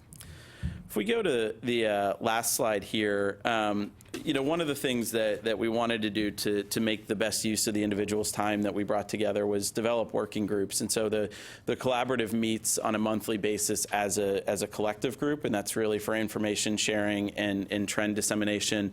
But then the individual work groups, which also meet monthly, are the bulk of the work that's happening in the collaborative. We'll touch on the 3 work groups that we've developed here. The first is a training design work group, and the predominant focus of this group has been working with Texas OnCourse to develop a module to train higher education advisors on how to talk to students about financial wellness. And so Texas OnCourse has some very strong modules that are really centered around financial aid and helping individuals to work through the various aid applications, as well as the understanding of the various aid options that are available to them. There isn't really an OnCourse module or a part of that training that is focused on how do we help students to understand the budgeting concepts, or the idea of talking to family about money, those types of questions that go into a more holistic decision about the college process beyond just the aid. And then the ability to really be successful on the back end as they then need to manage their money when they get to school. We had a conversation about sort of the idea earlier today that if we don't have the prerequisite aid or the financial aid package, the sense of belonging and other things that go into student retention are moot if we can't pay the bill. And a part of that financial aid package and our charge here has really been to evaluate what the financial wellness and budgeting and other aspects are that contribute to that. As a part of this, we've sent out surveys to practitioners across various campuses to collect data, and have been working with the OnCourse instructional designers to help design that. I think we'll be looking at this maybe being a little bit later. Most of the deliverables associated with the collaborative will be available in spring of 2020. This one may lag a little bit just due to the development schedule with OnCourse, but we do anticipate having a module out in 2020. The second working group here that we put together was a policy and procedure working group. And so one of the things that we've seen is that financial wellness is an environmental concept, right? And that it's not just student education that influences a student's ability to be financially well on a campus, but oftentimes our policies and procedures impact that. So when a student is dropped for non-payment and how we navigate the process of dropping a student for non-payment, how we position items in an award letter to a student, all of these are institutional decisions that add up to creating an ecosystem of financial wellness or not financial wellness for a student. So the purpose of this group is to evaluate a few key quote-unquote pain points that a student may experience that the institution has some localized control over, and provide some guiding questions to help campus administrators to think through what they are doing that may influence the student's ability to be successful. This is something that we are trying to tie into some other coordinating board initiatives, and so we know that there's been a lot of more siloed work that has happened in this, including things like open educational resources, and thinking about how we can bring that all together under the guise of student financial wellness and present a little bit more of a roadmap for campuses to think about those questions. The last group that we pulled together was a student programs group, and this group was intended to really put out a survey. One of the things that we don't know is how many campuses are providing student financial wellness programming, what is the scope of that programming, and you know, how are they administering that programming. And so the coordinating board sent out a survey to every institution in the state. Some of you may have filled it out on behalf of your presidents and chancellors that may have forwarded it on to you. But we received a great response rate to that survey, and we have a lot of really rich data that we're working through right now. And the intent is to have kind of a initial draft of those results in early 2020, and ultimately use that as a strong baseline for years to come to see, as we move forward with more intentional financial wellness programming across the state, are we seeing growth in some of these metrics? And are we seeing more programs that are coming to fruition as a result of some of the work? This will be the first of its kind in the country, really taking a look at what is happening at a statewide level and beginning to provide some semblance of understanding of budgets and staffing and programming opportunities that are being provided. If there are any questions, I'd be more than happy to take them. I did not do this anywhere near the justice that Aaron would have, so I do apologize for that. That's what you get for the pinch hitter, I guess, up here. But I think, kind of in closing, the work that the Financial Literacy Advisory Committee did was a very strong body of work to lay a foundation for thinking about a statewide approach to financial literacy, or we brought in that a little bit to be financial wellness as a part of this. And we know that there's goals that are obviously in 60 by 30 that are related to student loan debt, and that is one of the key goals of 60 by 30. We also think, as a part of kind of this learning collaborative, that the work being done to understand financial wellness and to advance the conversation about financial wellness plays into those retention and graduation goals as well, and that in order to have a conversation about retention and success, we need to also include part of that conversation around student finances. And so we hope that this is used sort of across 60 by 30 and can not only be used to inform the work of offices like yours and the financial aid department, but truly can be representative of the diverse group that we have and be campus-wide in nature is the intent. Like I said, more than happy to answer any questions, or if I totally butchered that, I can give you Erin's email address right now, and she can add clarity. She might be watching on YouTube and getting mad at me right now. Any questions on that? I'm just going to piggyback on what you were saying about broad representation across the institutions, and that's actually part of the reason why once the Financial Literacy Advisory Committee was completed, as an agency, we decided that it was best housed in college readiness and success as opposed to student financial aid programs, because we didn't want to convey an indication that financial wellness is just a financial aid activity. It's much broader. Financial aid is a critical part of financial wellness, but financial wellness isn't just for your financial aid students. It's for all students, and it's not just about their aid they're receiving. It's about everything related to preparing them to be knowledgeable individuals. So I just wanted to give everyone some background on that very purposeful move over to the college readiness and success area. Yeah, good. And Brian, I just want to thank you for the statewide approach they are taking. Like you said, this helps with the 60 by 30 goal, but it also helps with the accredited agencies. Yes. I know SAC's COC has Principle 12 that asks institutions to prove how they're addressing student debt. My institution was able to meet that by putting together all of our different financial literacy, financial wellness programs that we have on campus, and that we got approved because that met the requirements. And now having a statewide approach will help us standardize it across the state. Yeah, absolutely. Yeah. Thank you for that.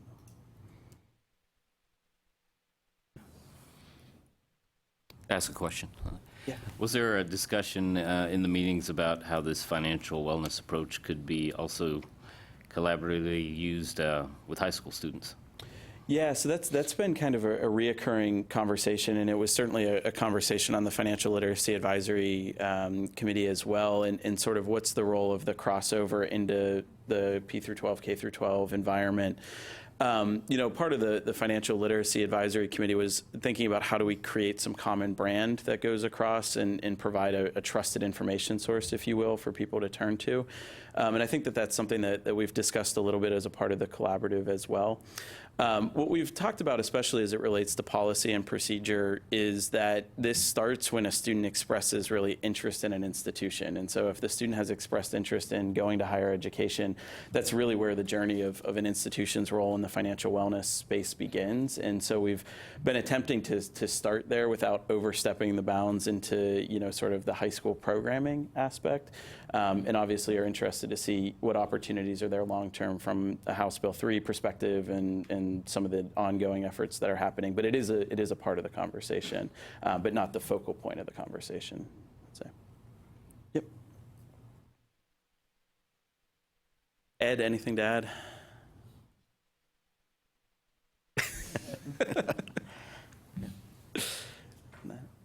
All right. Any other questions? All right. Thank you, Brian. Thank you all for the time. So it's noon. Michelle, do we know if lunch is here yet? It is here? Okay. All right, then we need to vote to take a pause, or What? we need to vote to take a pause? No. No? Okay. All right, so let's take a 30-minute break, have lunch, talk to each other, and then we'll come back. Yeah. Just for clarification, the lunch is set up in the Tejas room, is that correct? So we'll be going through those doors over there into the Tejas room, and we can all sit down over there and enjoy lunch.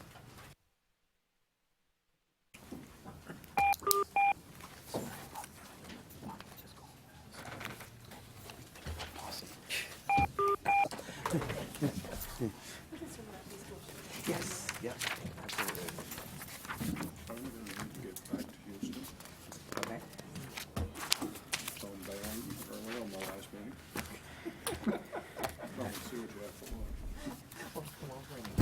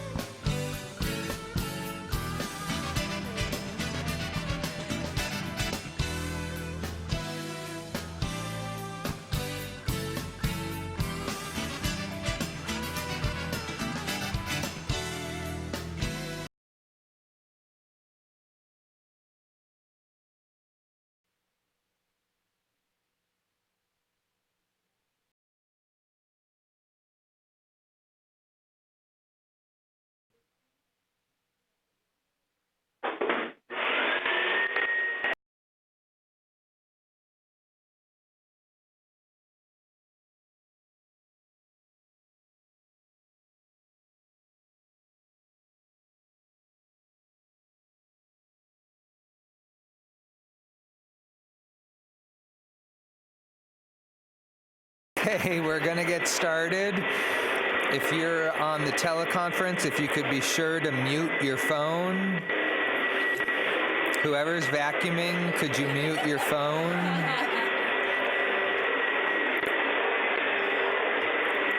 Maybe you're on an airplane. Driving?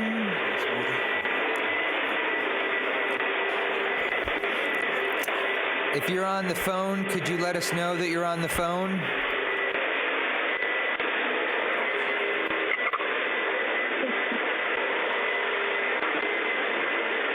Okay.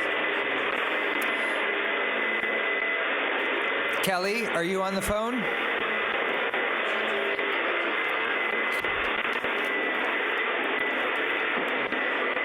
Christine, are you on the phone? Yes, I'm on the phone. Heidi, are you on the phone?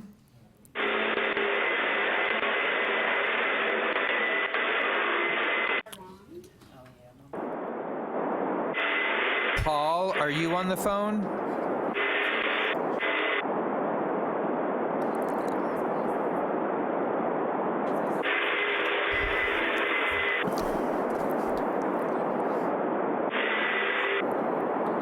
I apologize for those of you who are on the phone, but I fear we're going to have to disconnect the connection because we can't hear on this end. There's very loud noise coming through the phone.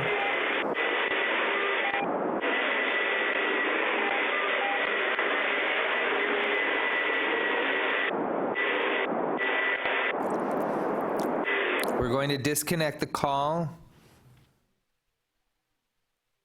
I was just about to say that, so. Can you send them an email to ask them to? No, to read.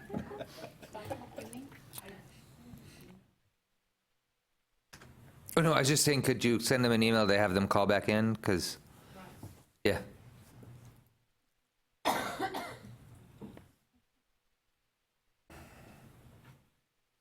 Why don't you go ahead and get started while we work on getting them back on the line? All right, so let's get back. Okay, so let's get started again. Next item on the agenda is a presentation to the annual report presented by Diane, past chair. So one of the duties of the chair is to develop this report that will be presented then to the coordinating board, and it gives them an idea of the interaction between this committee and the coordinating board. One of the things that I focused on initially was the current recommendations and as to why, as Chad indicated before, and I'm not sure if this was at the orientation or here in the meeting, but the board does look at this every 4 years as to whether the committee would continue or not. This gives them some idea of the interaction that's going on between the community and the coordinating board. And what we're really focusing on has been the strengthening of the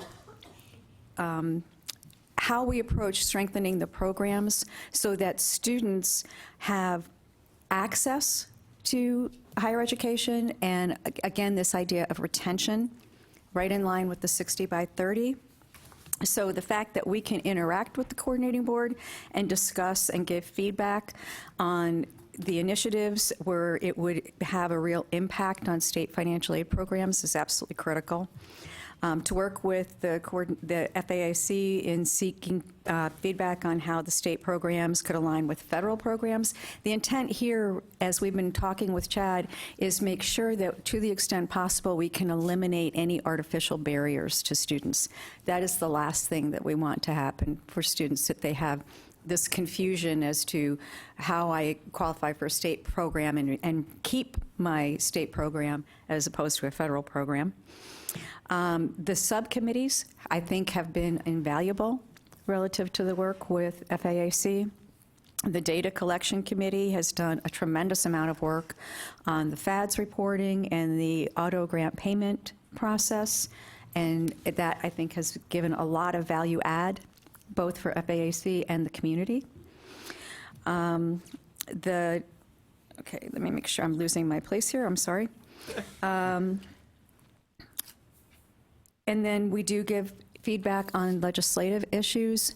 We've had an amazing opportunity in the last couple of years as John and others have given us information about what it is that the coordinating board and the legislature are considering, that we have an opportunity to come forth and say, hey, can you look at this, do some historical analysis? We can provide some analysis to let you know how this would impact the student population that we're all trying to serve. And to continue working on the electronic TASFA. I hope you all understand that that's now part of that was passed this last year, that is something that was supposed to be in play for 2021, correct? 22-23. Thank you. So very excited about that possibility and what that would allow our students across the state to have easier access to providing that information. Last year, we also started the new member orientation for the first time. Those of you that attended this morning, I hope that you found this valuable. I will tell you that I think that Chad and Robert did an amazing job on building on what we had started last year. I found it extremely informative, and I think it's going to make your jobs a lot easier, and you're going to be able to just jump in and join all of these discussions. Last year that we hosted a number of sessions. Chad has been very active in finding things that are of interest to all of us and bringing that forth so that we understand some of the things that are happening in the wide community and just gain knowledge on some of the topics that are being discussed nationally. Talked a little bit about the FAAC subcommittee for data. Now we're also going to talk about the TASFA subcommittee, and I think that work has been very well placed. I don't know if you all have experienced it, but we've experienced it on our campus. This issue of the selective service question has been a real problem for us because we're having to go out and poll a lot of students and get a lot of information that we had relied on the FAFSA. And then for those students that aren't necessarily filing a FAFSA but getting the waivers and exemptions, we're having to go back and get that information now. So the fact that we might have an avenue through the e-TASFA, or I don't know what you're going to call it, I shouldn't call it e-TASFA, I'm sorry, through the electronic TASFA, that would be an amazing benefit to the students. Subcommittee, as I indicated before, has just done amazing work this last year. I think that's an extremely valuable committee, and if anyone has some interest in that, I would advocate that you join that group because they do some really good work. And then just listed some of the bills that we had talked about this last year and the input that we had given. So going forward, this is the last paragraph is just a description on some of this value add. I honestly, with all of my heart, I'm sorry, I don't know why that bothers me. I honestly believe with all my heart that this is an extremely valuable committee. And the input that you all provide is serving the students of the state. So, thank you. Thank you, Deb. The next item on the agenda is the committee report from the TASFA subcommittee. The only thing that I have to report is, of course, we did not meet since the last committee meeting. But I did reach out to Claudette Jenks at the Division of College Readiness and Success to find out more about House Bill 2140, what Diane mentioned about the online TASFA, whatever they call it. They are working, or they're doing proposed rules right now for the TASFA Advisory Committee. Is in the 30-day comment period, supposed to expire November 25th. So if you have an input about the rules for the advisory committee, please go and provide your feedback. They're hoping to open up the nominations begin in February 2020. So if you're interested in participating in the TASFA advisory committee, that would create or write up the proposal for the January 2001 for the board, and then we hopes to bring the e-task file, whatever they call it, online. Please do, nominate yourself or nominate someone in your college. Other than that, that's the report for the Task Force Subcommittee. Next, we have on the agenda is the Data Collection Subcommittee. Samantha's not able to make it, but Deshay, I believe you want to substitute for her. Okay.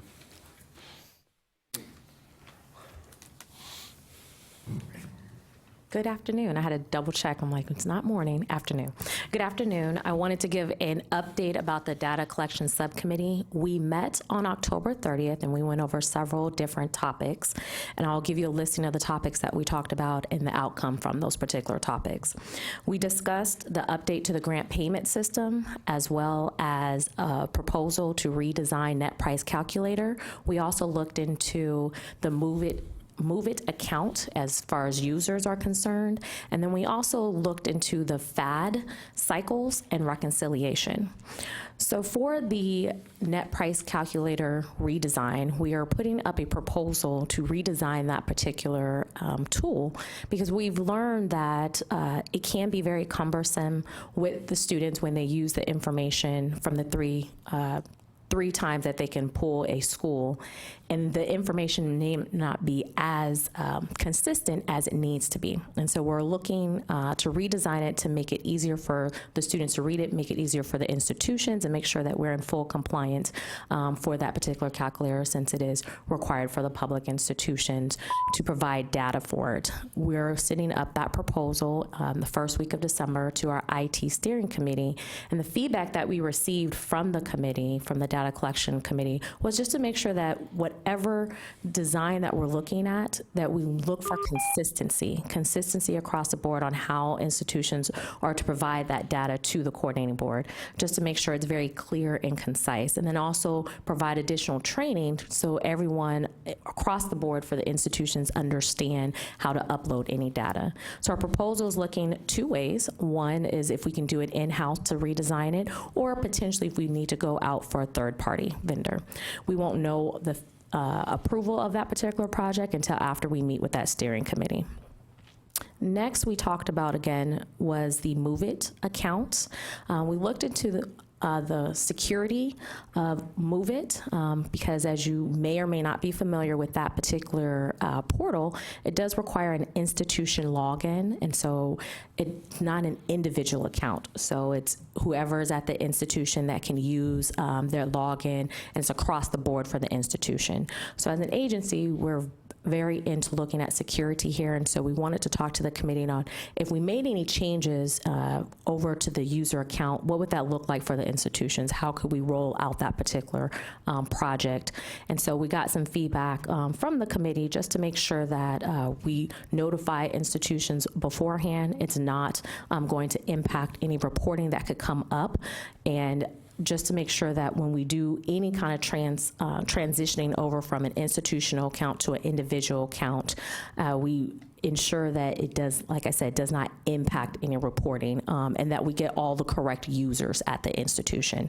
And so, again, we're looking into that. It would be a later project that will come somewhere down the road. My particular area will particularly co-sponsor that, but will be led by our IT department, and we'll give out more information as we get closer into rolling that particular project out.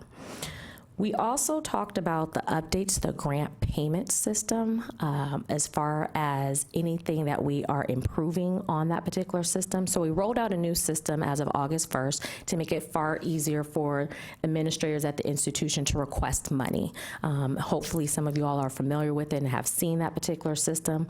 And so it requires you to log into the CB Pass, and then you're only asked 2 items to request money, and that is the amount of money you plan to request and the student count. And you submit that. Some of the feedback that we received from our data collection subcommittee was if we could offer a email notification once a submission is done, and then also if we can provide a email notification once the approval for a disbursement is going to be made. The reason behind that is because you do have other areas across the institutions who are waiting for those funds outside of just within financial aid. And if they don't have access to the not move it, the CB Pass application for grant payment, it's very hard for them to know how to track it down or who submitted it. And so it'd be very helpful to get some type of email notification sent to that requester who can then forward on to the other people around their institutions.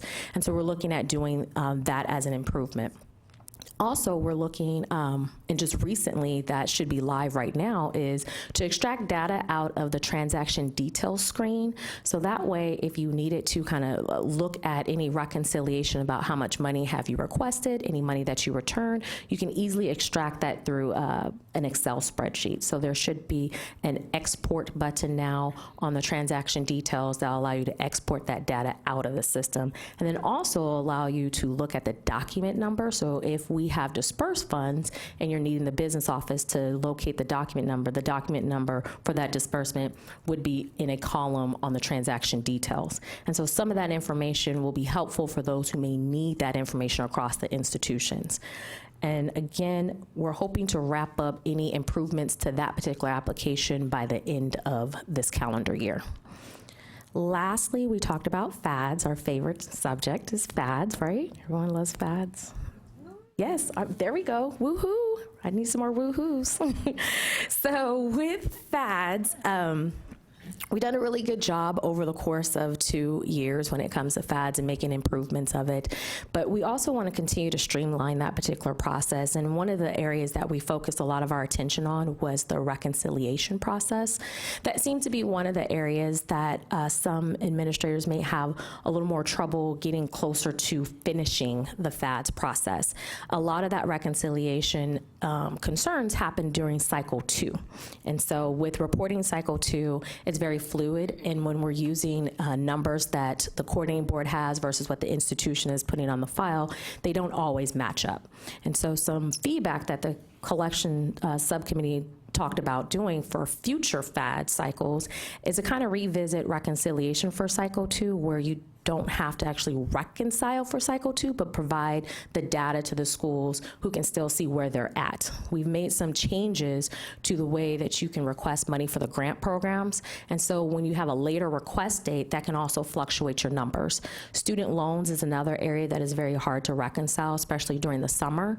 And so if we don't have just a error for reconciliation in reporting cycle 2, then it will allow at least the administrators to have the ability to look at what they have reported so far. So by the time they get to cycle 3, when it'll be the more official reconciliation, then they'll be able to have cleaned up everything. So instead of making reconciliation a requirement for cycle 2, make it more of an informational piece to where it will still provide the numbers and the figures that the coordinating board has versus what you have on your particular file, and that would ease the process. We also talked about mentorship as far as the reconciliation for those institutions who participate in mentorship. And they've made some significant improvements going into the 1920 FAD cycle. They are reducing their number of reporting that's going to be required for those institutions down to 2 reports that would happen in June and in September. They've also are looking at enhancing the reporting where you're not going to have to do it by paper so much, but looking at an online reporting system, which will then eventually feed into FADs. That's something similar with our grant payment system that would also feed those numbers that we've dispersed aid into the FADs reconciliation. Another thing that I want to say that the mentorship program has also been looking at is looking at their rules and how to make sure to align them. And so they'll be continuously working with our particular area to ensure that the information that they provide aligns with the rules that are set out for the mentorship. So I know there have been a few discussions about mentorship as far as reconciliation, and so that was some of the things that got brought up during our particular staff, our committee meeting, was to kind of talk about how we want to overall streamline reconciliation beyond just certain programs that may cause a little more challenges with the schools. We also looked at eliminating those duplicated elements that happen on FAD. So if we're reporting elements in another reporting such as CBM 001, and then we're also doing the same thing on FADs. How do we eliminate those elements in FADs when we can get them elsewhere? And so we're going to have to go through and look at FADs carefully and compare it to other reports throughout the agency where we may have duplicated data elements, and then determine where is it best fit for, so we don't have inconsistency with information. And I think that is all the discussion for FADs. I just wanted to bring up some of the dates that we discussed for the next FAD year, which would be 1920. And these particular dates that are set out are for cycle 1. The opening would be February 10th, 2020. And the deadline would be April 17th, 2020. And that's for the first cycle. For cycle 2, it would open up June 22nd, and the deadline would be August 28th, 2020. Then for cycle 3, it would open up September 20th, 2020, September 28th, 2020, and the deadline date would be December 11th, 2020. We try to keep those dates kind of consistent with what happened in 1819, but we also looked at any reporting concerns that may have come up, especially in that second cycle, that have impacted some institutions when they did have to report mentorship for that June 5th reporting period. So we wanted to push it back to allow those schools enough opportunity to get their information in and for the coordinating board to review anything. I believe that was all that we had for that particular committee. Are there any questions from you all?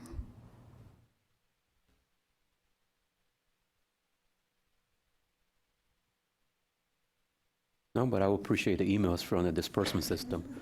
My business office was looking for, hounding me every day, where's the money, where's the money? Right. Well, good. Okay. All right. Thank you, Deshane. Thank you.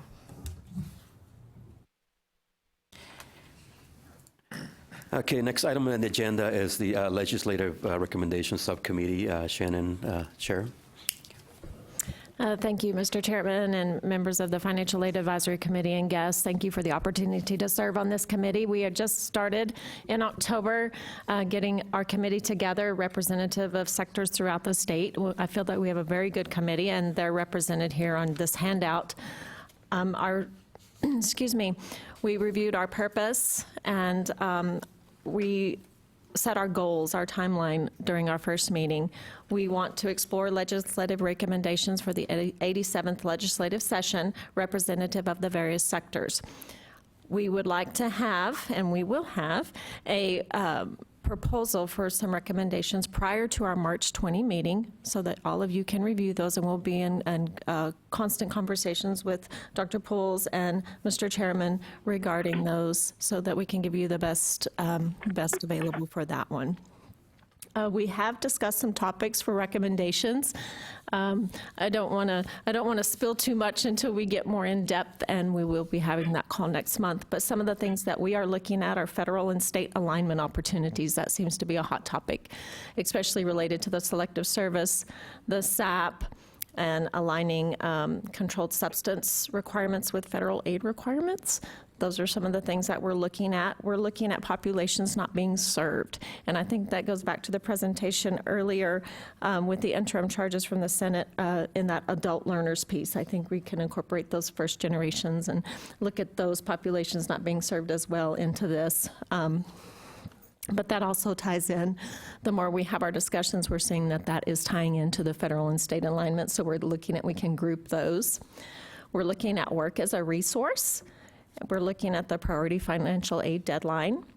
And then we're looking at, we've kind of tossed some little things around that really didn't fit into these groupings, but discussions regarding the possible considerations for promise programs in the future, things we need to start thinking about for the future as more institutions come on board.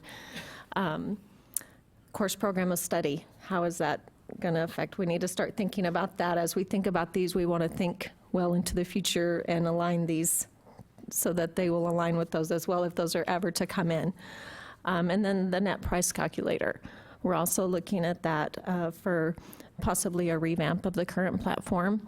That's kind of at the bottom of our list, but as we get together and discuss more, we were going to put a formal recommendation together in consult with Mr. Chairman and Dr. Poles and provide that at the March 2020 meeting. And I'm happy to entertain any questions or suggestions that you may have.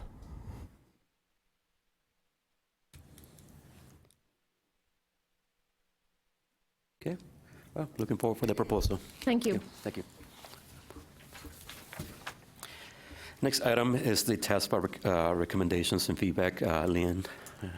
I don't have any recommendations or anything at this point. TASFA's year just began November the 1st, so our first official board meeting is going to be in December, actually December 12th and 13th in San Antonio. So hopefully by our next meeting, I'll have some information to share with you. Okay. Thank you, Leanne. Next item on the agenda, well, Terry's no longer with us. Today actually was his last meeting. So are we going to be nominating somebody to take over that committee? No, that committee, that's just the feedback. Oh, feedback, okay. From that. Oh, that's just feedback. Just for those of you who might not have heard him talking, Terry actually has recently retired from his position at Fort Bend, and so Shona has graciously accepted a nomination to fill the remainder of his term, and so we'll be taking that nomination to the next CAP meeting, or we just took it or something. I can never get the timing right. She's not official yet, but she's going to be official by our next meeting. Okay. So there's the technical way of putting it. Okay. Okay, all right, thank you.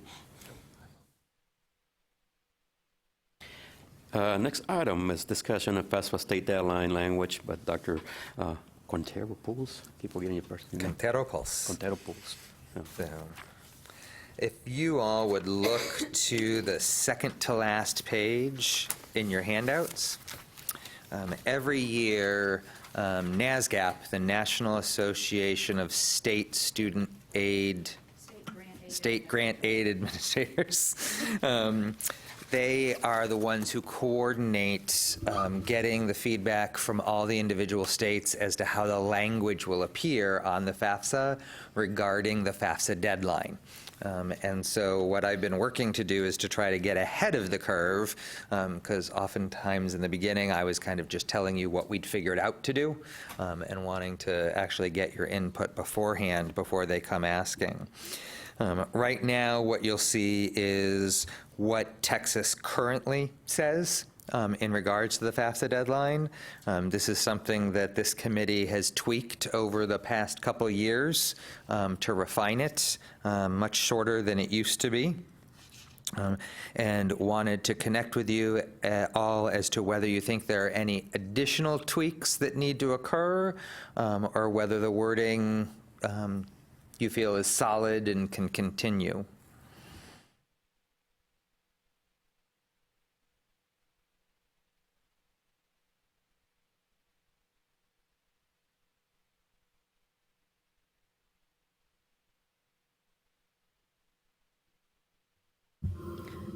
Chad, I have a question. Yes.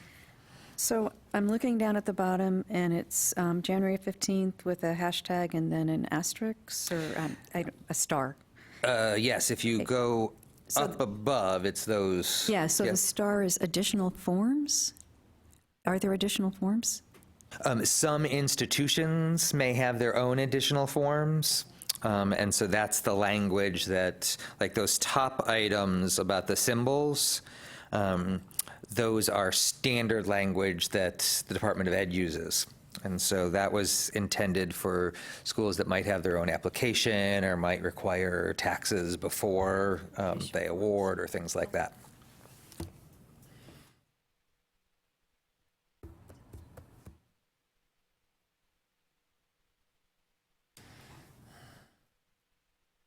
Is there some sense of how, I mean, this compares to other states' statements? I mean, I've not for a long time looked at all the state statements, but what's your impression of how this reads compared to what other states are?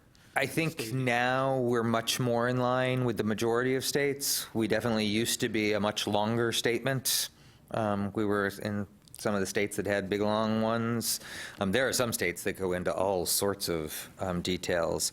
But in terms of now, I think we're kind of more streamlined like other states are saying. So.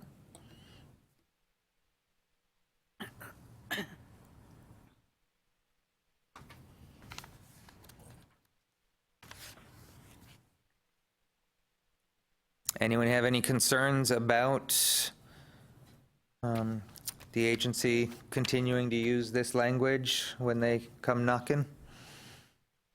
No. Okay, then when NASGAP calls, I'll already have that task accomplished. Thank you very much. And it looks like you have the next couple of items. Yes, I do. Proposed updates to the Texas Administrative Code. Just wanted to give you a heads up on when you'll see some things go into the Texas Register. We had talked about several different items at the last committee meeting, just to get your feedback. Wanted to let you know that the proposed changes to the TEOG program, as well as to old conditional grant programs that we had for teachers that were discussed in the last meeting. They're going to be posted in the Texas Register probably late January, early February, in preparation for the March CAP meeting. Also, the updates that we talked about at the last meeting for the Texas Armed Services Scholarship Program, those are actually undergoing further review right now. We're looking to try to see what we can do within the rules to strengthen participation in the program and the opportunities for successful completion of service, because the TASK program requires a service commitment after graduation. And so we're looking to try to reduce some artificial barriers to completion, for lack of a better word, as well as to try to improve participation and nominations from legislators, et cetera. So after we talked about it at the last meeting, we actually ended up diving into it more deeply. So wanted to give you the heads up that when that gets posted in late January, early February, it'll actually look a bit different from what we discussed in the last meeting in an effort to strengthen that program. We talked about some updates to the Be On Time program at the last meeting. We actually are delaying the posting of those until June, May, probably late April, early May. And the reason for that is so that rather than doing a posting now and a posting 6 months later to eliminate the things that aren't necessary once the program is fully over, we're just going to do a posting next spring so that we can delete all the rules that relate to making any kind of new awards since that program is phasing out and no new awards will be allowed in that program after this current year. And then finally, the item that I'd like to talk a bit more about is an item that we'd been talking about. It was in the presentation that I made at the last meeting about ideas for consideration in regards to statutes and the like. I also talked about it at the Financial Aid Advisory Committee meeting. I'm sorry, this is the Financial Aid Advisory Committee at the TASFA conference to get feedback on the challenges that the priority financial aid deadline challenges that have been raised about that.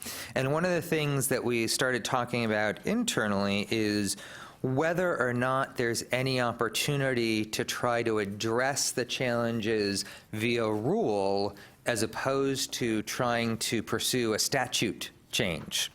Right now, the statute requires that we set that the agency work with financial aid offices to set a priority deadline that applies to general academic teaching institutions, which is basically the four-year institutions plus the Lamars. But it doesn't define in statute anything about what that deadline needs to be.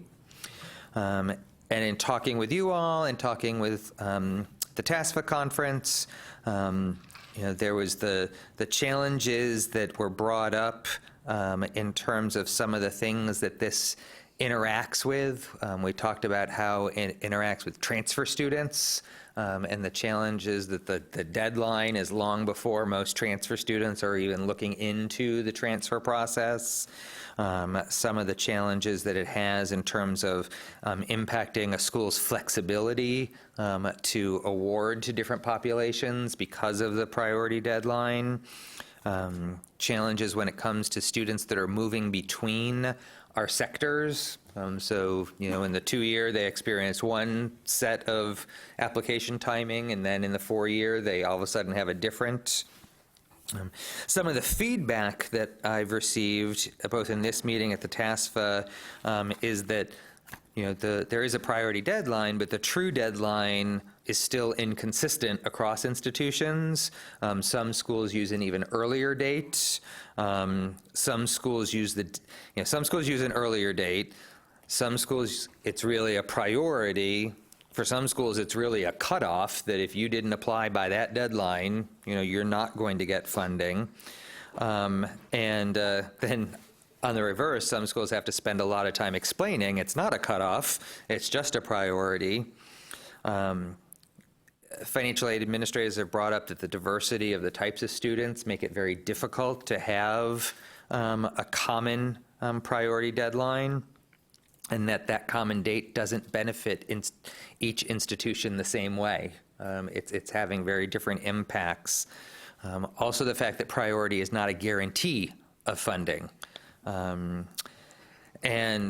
question has been raised as to whether moving the date, it was March 15th, based on consideration of a subcommittee and the Financial Aid Advisory Committee input, it was moved to January 15th, but just a question as to whether that move actually made a difference in the process.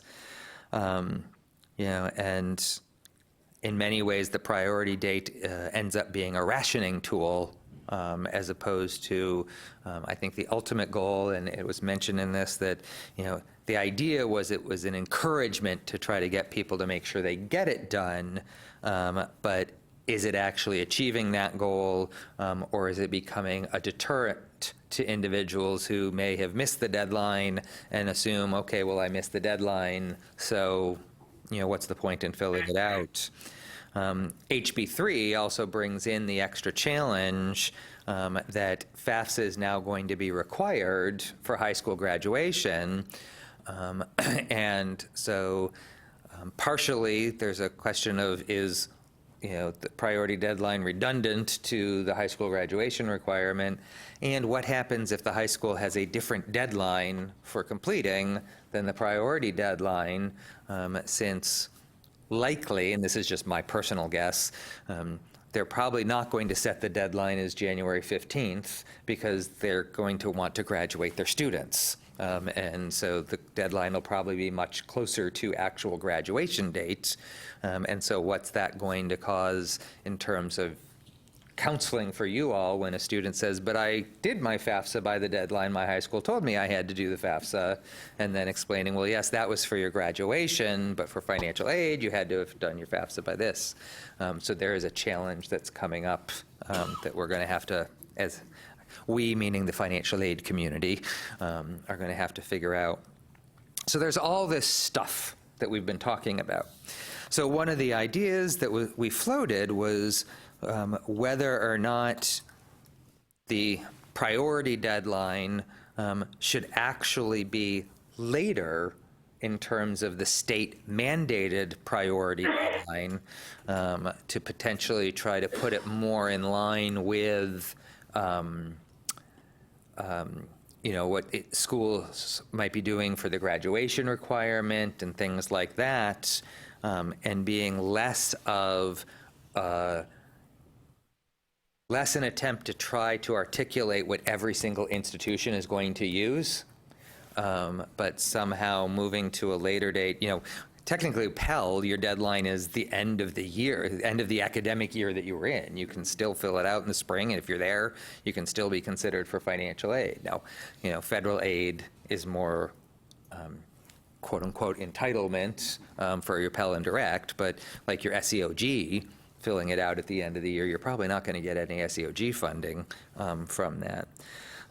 So wanted to toss that idea out there of whether there's an opportunity of just kind of moving the priority deadline later, thus kind of allowing institutions to be doing more of what they see as what's required for their individual schools, and potentially not having it become some kind of deterrent that people think, I missed the January 15th deadline, and so there's no point in me applying, or having the deadline before transfer students even start applying for transfer and the like.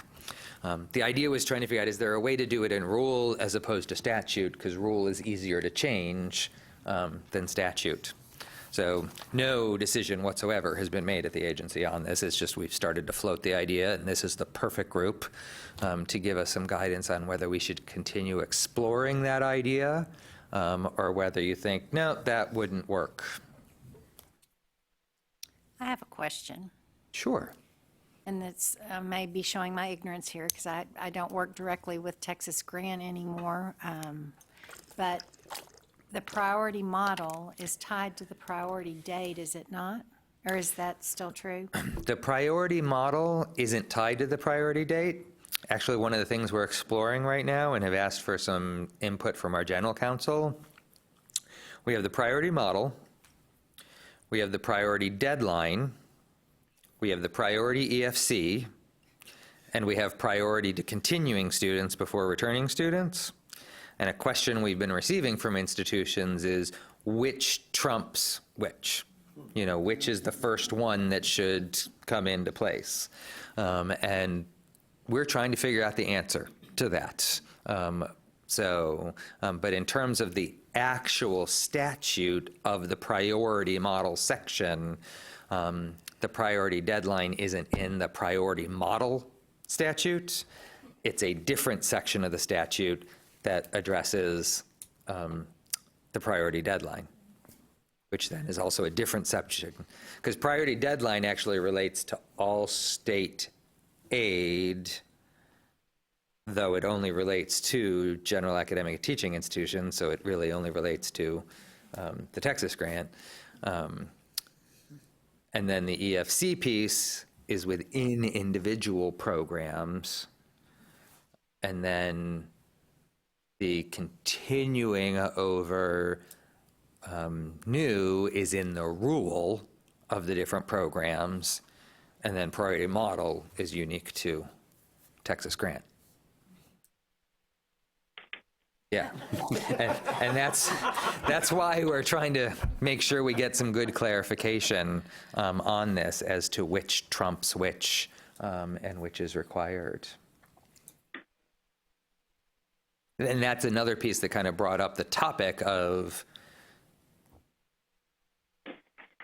those pieces, is the priority deadline impacting the Texas grants priority model, is kind of which is more important, the academic concept that the priority model is trying to drive, or a straight time-based deadline, and which is the more critical. Sorry, that was a long answer to your question. I apologize.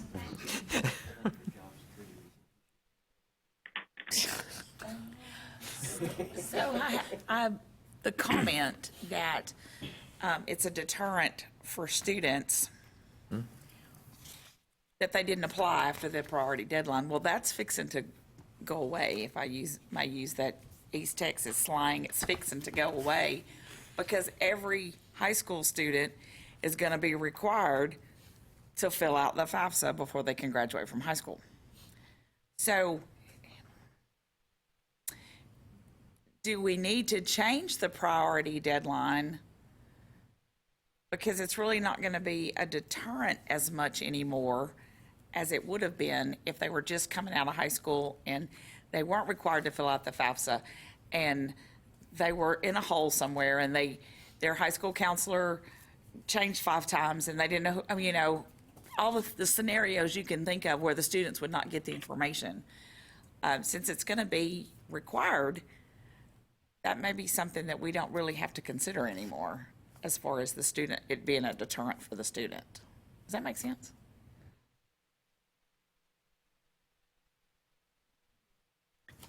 The one piece that I'd say, adding on to that, is that with that, you've kind of got the diversity of student type.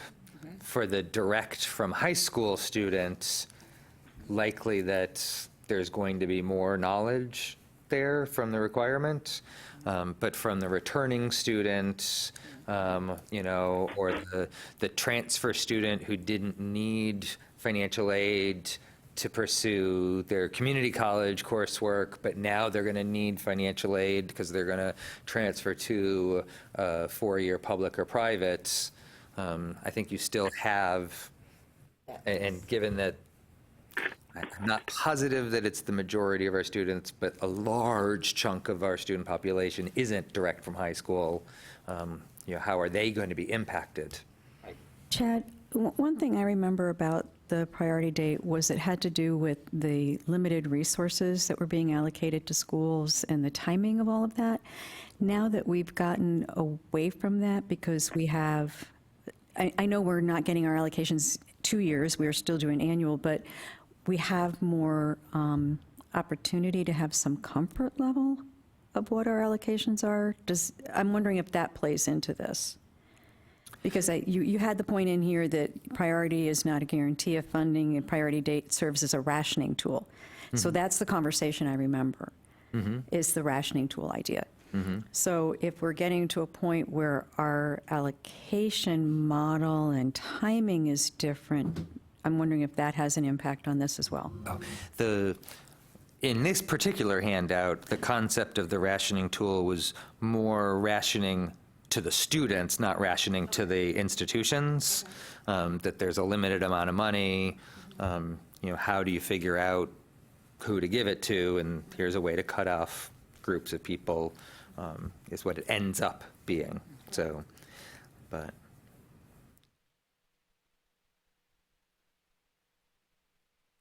I'm struck by a lot of our conversation is about what we believe the perception of students and parents is as to the date.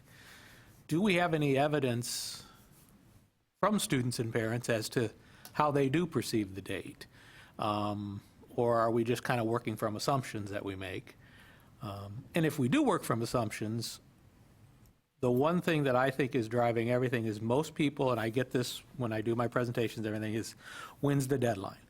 And people aren't going to move until a deadline is hitting them and they feel like they got to do it then. I mean, I think that's a population of people, and I think that's just common in all of life, is people don't do anything until the deadline.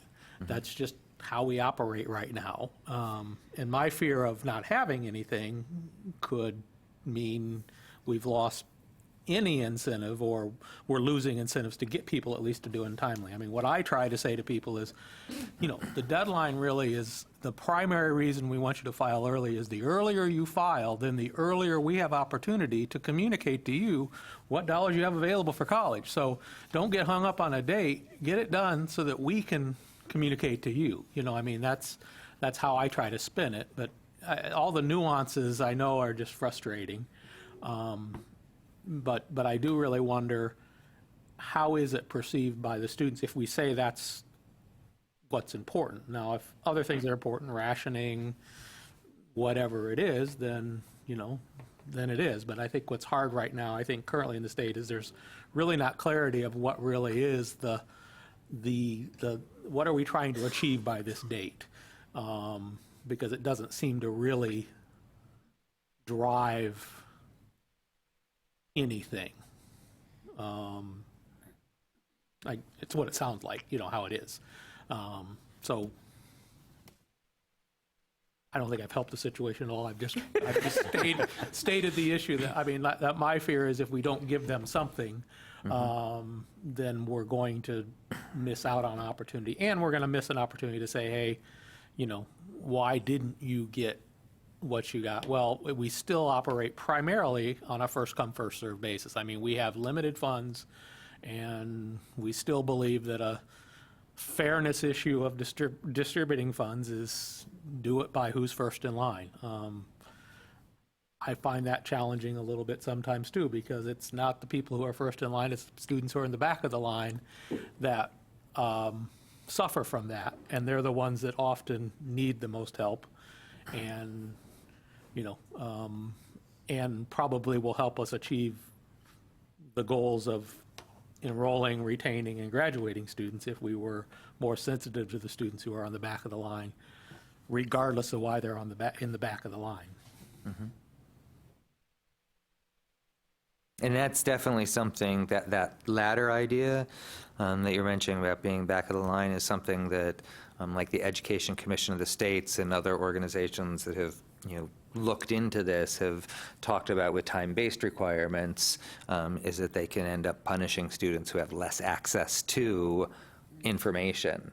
And so your priority deadlines can end up benefiting those who have someone telling them to make sure you meet the priority deadline, who may also be the people that have someone telling them how to go to college and all the other things to make sure that they succeed, whereas those who don't have access to the information are the ones who end up being at the back of the line. So in terms of the rationing piece, I just want to mention that that's not something that I've ever heard anyone mention in the agency was the intent of the priority deadline when it was created. It's just something that I've heard observations from financial aid administrators and others that it has ended up being a rationing tool. So my understanding, you know, I wasn't around when it was created, but my understanding was that it was created with the idea of trying to incent individuals to make sure that they got their application completed. But from that standpoint, I don't know any of the background on why it was, you know, just for general academic teaching institutions, and why, you know, the statute didn't address two-year institutions, why it didn't address private institutions receiving state aid, you know. So I don't know the background on how it ended up only applying to a certain category.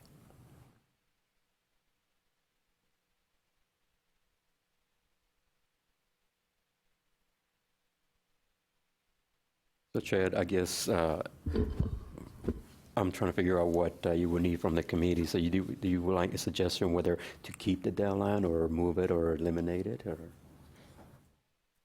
I guess I'm looking for the input from the committee as to whether or not you know, we've talked about the priority financial aid deadline a couple times, have talked about the different things that it may have negative consequences on, as well as the, you know, the impact it does have, and trying to understand from the Financial Aid Advisory Committee kind of first, is this something that you think should be on the agency's list of things that we should be trying to address? And then kind of B, if it is something we should be trying to address, is that something that we should be trying to see what we can do in rule in order to address it, or whether really the only way to address it would be to kind of get it out of statute and allow institutions to be able to make determinations for themselves. So let me just ask the first question. Are the challenges that have been brought up regarding the priority financial aid deadline, are those such that we really should be looking at trying to solve the negative impact that's been observed? Or is the priority financial aid deadline something that you feel, you know, it's a necessary evil, for lack of a better term, that we should just leave it on the table and stop worrying about it? So I remember being on the subcommittee that talked about this, that made the proposal a couple of years ago, I would really like the opportunity to go back and talk to some of the other subcommittee members and just poll them for what the issues are. I think a lot of those folk were in four-year public institutions, and it is a different population than the two-year public. So for us, I think it was this idea of how are we dealing with limited funds and what's the best thing to do, and we didn't have other legislative incentives to get people to file the FAFSA. Where the two-year institutions, it was pretty obvious that your populations were filing later anyway. So if we could bring it back to the next committee meeting, I'd love to have some conversations with people and just bring back some feedback. That would be great. And it's too late to change anything for the next cycle anyway. This is definitely a talk about it and figure out whether or not there's a rule. And Diane brought up a key piece, that the majority of the representation on the FAFSA priority deadline subcommittee last time was four-year publics, because that's the group that it applies specifically to. Since that last discussion, there's been more discussion about the unintended, for lack of a better term, impact it has on 2 years, even though it doesn't apply to them, what it does to the student populations and student populations that think it applies to them, and things like that. So I think that it does need to be a stronger piece. Do you all feel that it's worthy of reconvening a subcommittee to really dig into this, or do you think that you all can kind of do your outreach so that at the next meeting we can have a good, solid conversation? I mean, of course, that would be a conversation that I would definitely want to bring up to staff to get some feedback, because just speaking in terms of, I need the mic. Speaking in terms of the way we use the priority deadline at my specific institution, it kind of drives our packaging philosophy. And although we get a significant amount of funding, we still have to have a way that we're able to distribute those funds fairly. So I think, with the elimination of a priority deadline, that will cause a lot of issues, because, you have some students who did apply early who may have not gotten as much as a student who did their FAFSA 2 days before classes begin. And I just think it's, somewhat of a fairness once students start observing their award packages and things like that, and they're going to question the financial aid offices. Well, how are y'all making the determination of who gets what? So it's definitely something that I would want to speak to, some of my colleagues and people back in my institution to see what do they think that impact would have on our university. And I was just going to say, as I recall, when the priority deadline was first initiated, it was mainly to provide some consistency, and it was mainly with the four-year institutions, because that's where they felt like the consistency needed to happen. You couldn't really do it with two-year schools because of the population that are being served, and privates have always just been kind of a little different. But what I'm thinking is that if you don't have it, most schools are going to have their priority deadline because of just what Joy said, because it drives your packaging philosophies and processes. And so I think you're going to go back to being inconsistent again. And so I don't know if that's a good thing or a bad thing. I wonder, go ahead, Denise. As a two-year institution with transfer students going in, I would like to see the date later in the spring semester, just to give those students that are going to transfer a little bit of a window to say, oh, okay, so I had to do this and this, and now I can go on to the four-year institution. And in January, we haven't even started our spring semester yet by the time of the priority deadline. So there's no active, we can tell them in the fall, and we can preach it, and we can send out emails, and we can do all that. But until they get to that point where they're ready to make a decision, that January is just a really tight window for them. My 2 cents. Would it be helpful maybe to look at some data from our schools and like number of completers or, at that date compared to as it was before, just to see if we saw an increase? Is it really making a difference? Would that be helpful for I know it creates some work, but would it be helpful for this context, or? Deshay, remind me, FAD has a FAFSA date on it now? And this is the first year it's had the date, or last year was the first? So, okay, so we could actually pull that internally, because we would have the FAFSA filing date for anyone that filed a FAFSA, because technically you're supposed to report anyone who filed a FAFSA. And so we could look at some of that data to kind of see how it's falling. So, yeah, we can do some research on that.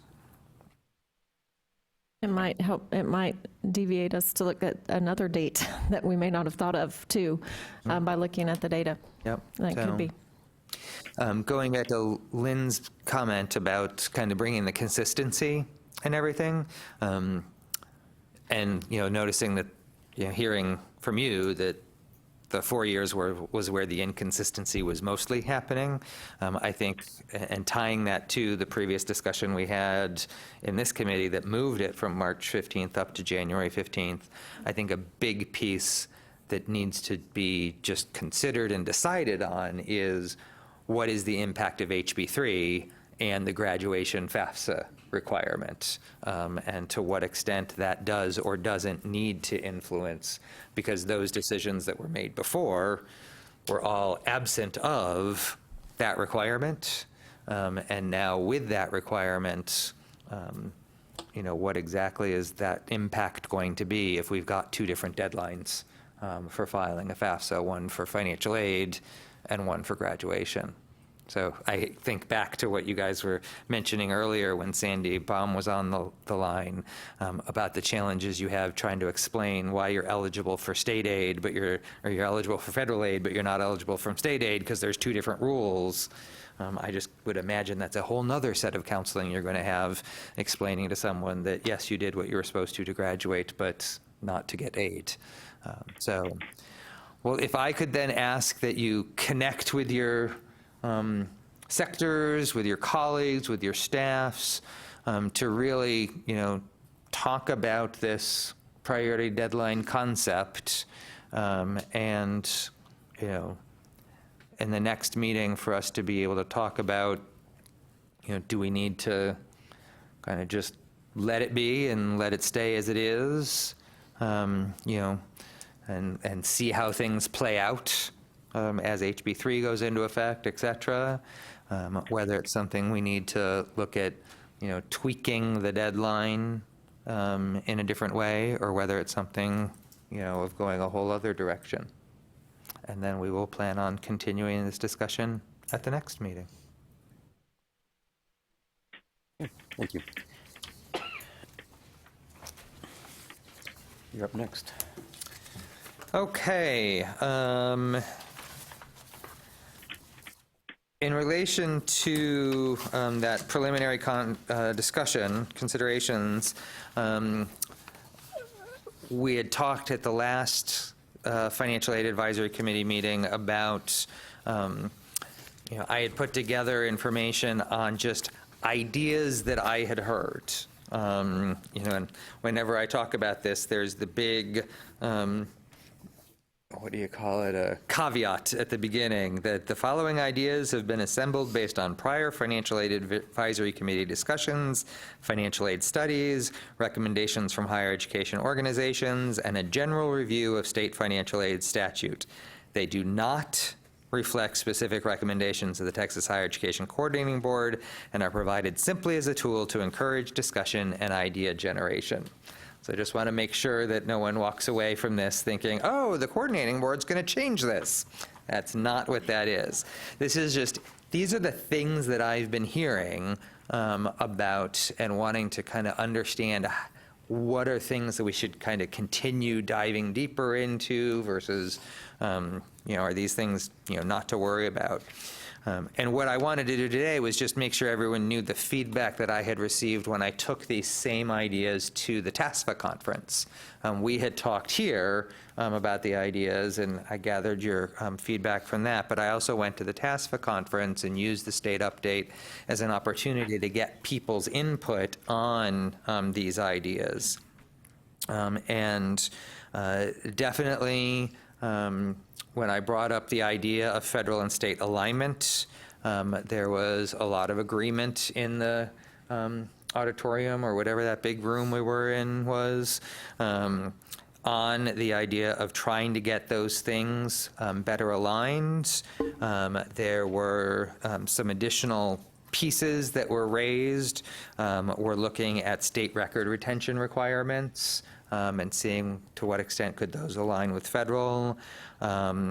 Repeat limits. There's repeat limits, coursework repeats in the federal, and whether those could be aligned with the states, as well as the eligible coursework requirements, which we might have talked about in the last time. But so that is a piece. It sounds like Shannon mentioned that the legislative committee is looking at those, and I would say that the financial aid community is in a much better position than I am to be able to really identify where are the state and federal misalignments, because quite frankly, I don't counsel students on a day-to-day basis anymore. And so you all see it much more as to where that's coming up. And so your input will be very helpful on that. Talked with them about this concept of the priority financial aid deadline. One of, in that, their feedback there, that group's feedback was, let us figure out what deadline is the best for what we need to do in our organization. Now that definitely would end up with having more inconsistency on that piece, and so kind of figuring out the balance of the inconsistency, when is the inconsistency more beneficial than consistency?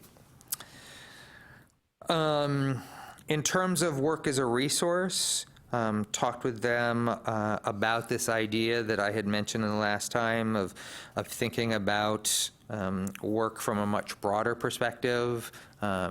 We do have the Texas Works program that is going to start next summer.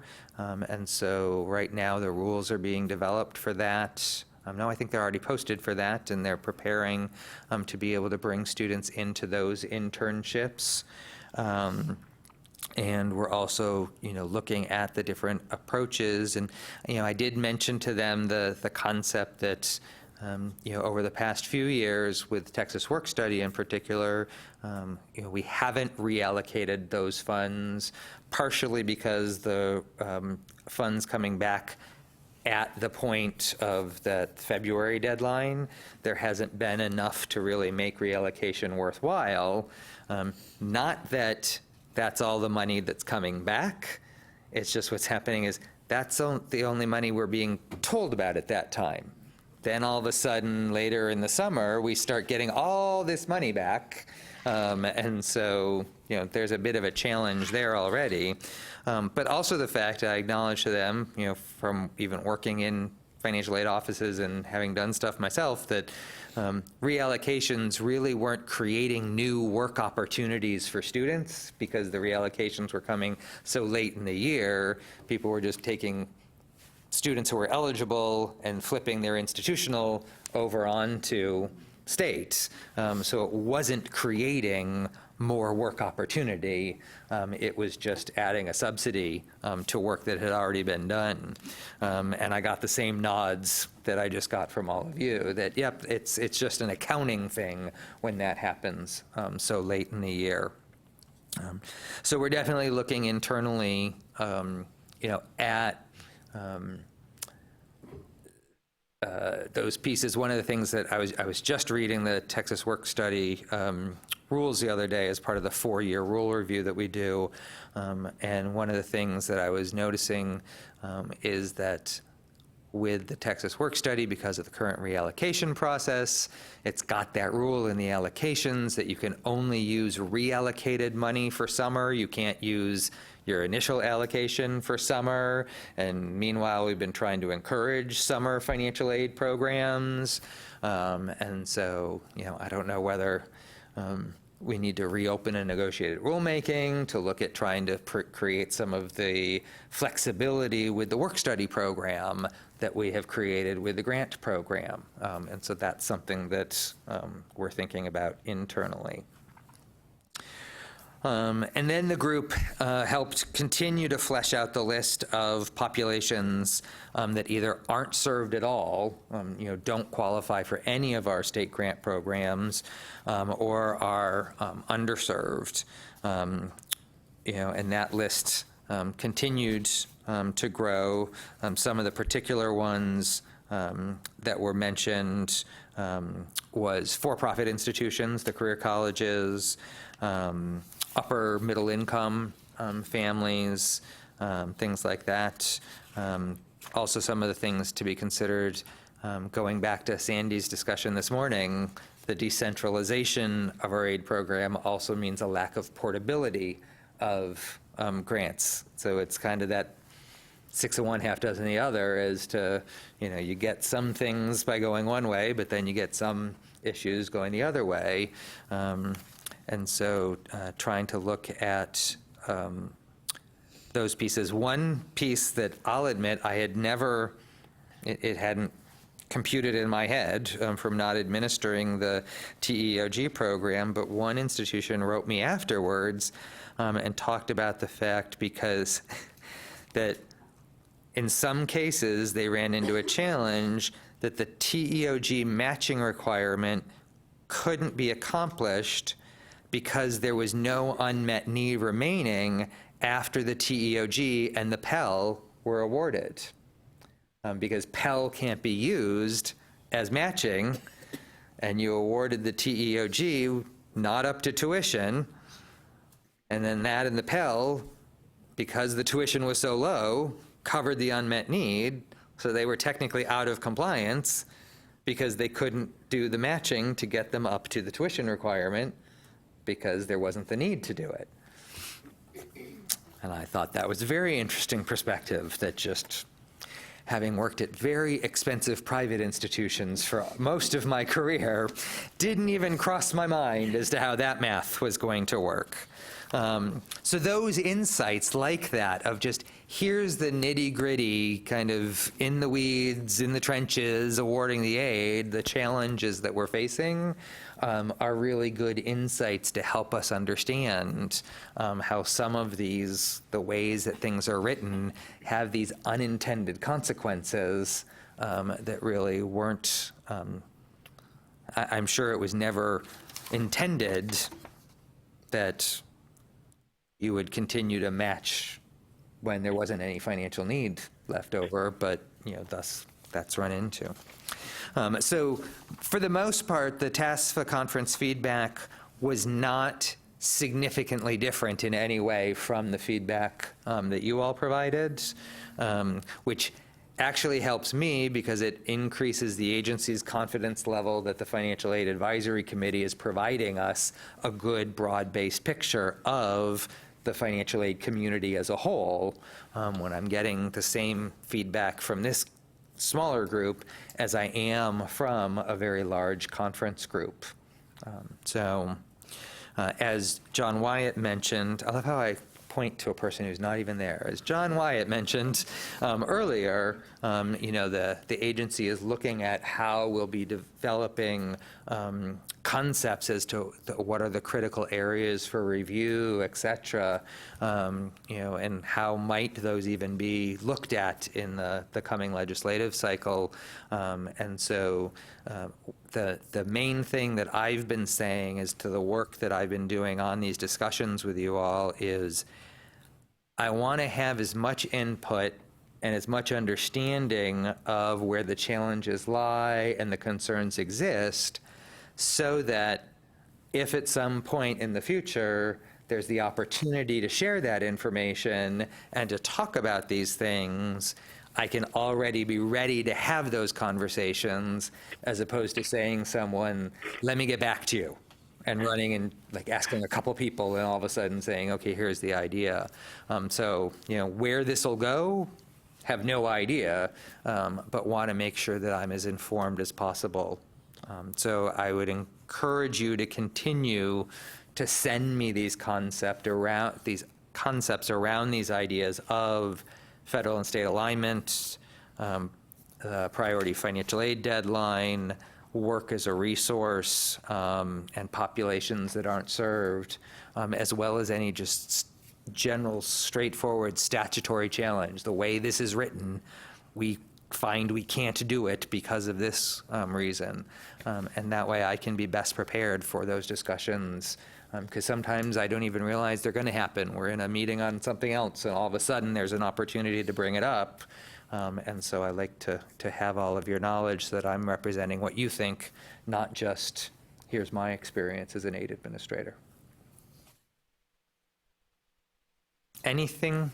I just talked a whole bunch. I don't know that I even asked a question anywhere in there, but anything I say scare you? Maybe that's a good question. Am I totally off board on anything that I mentioned? No. Okay.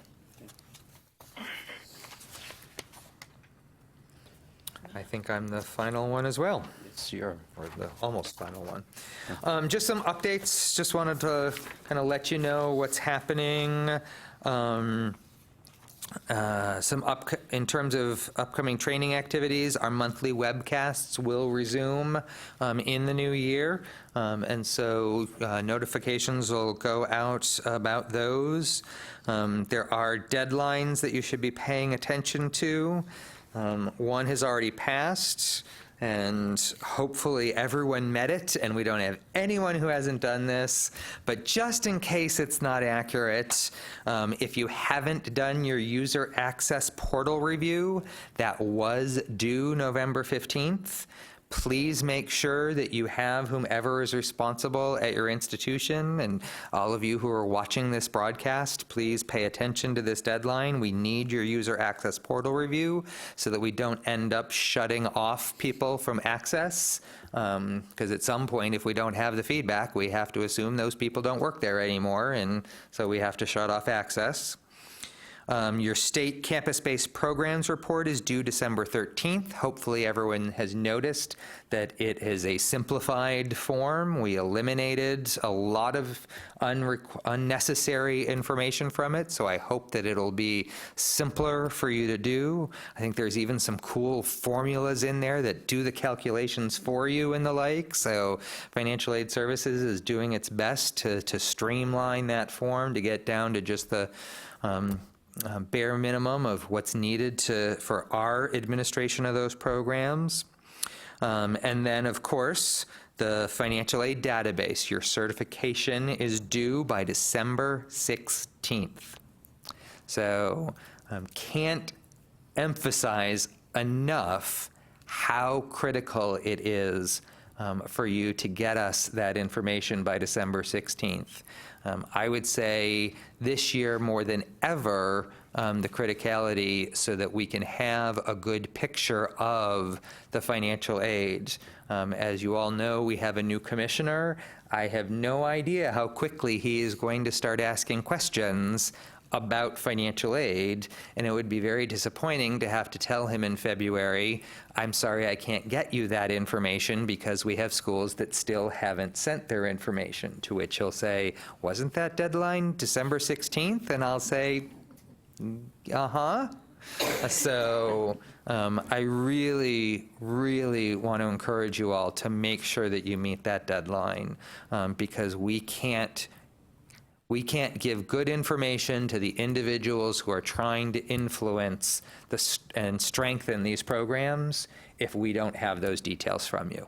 And the Financial Aid Services team, they will help you. If you are out there listening, if you have problems, call.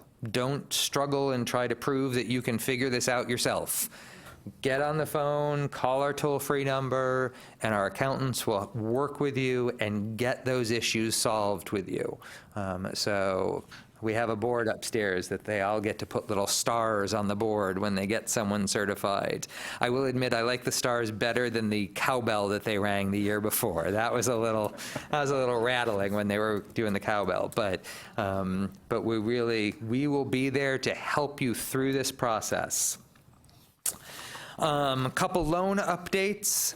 You received a notification about the fact that we have eliminated the academic hold requirement.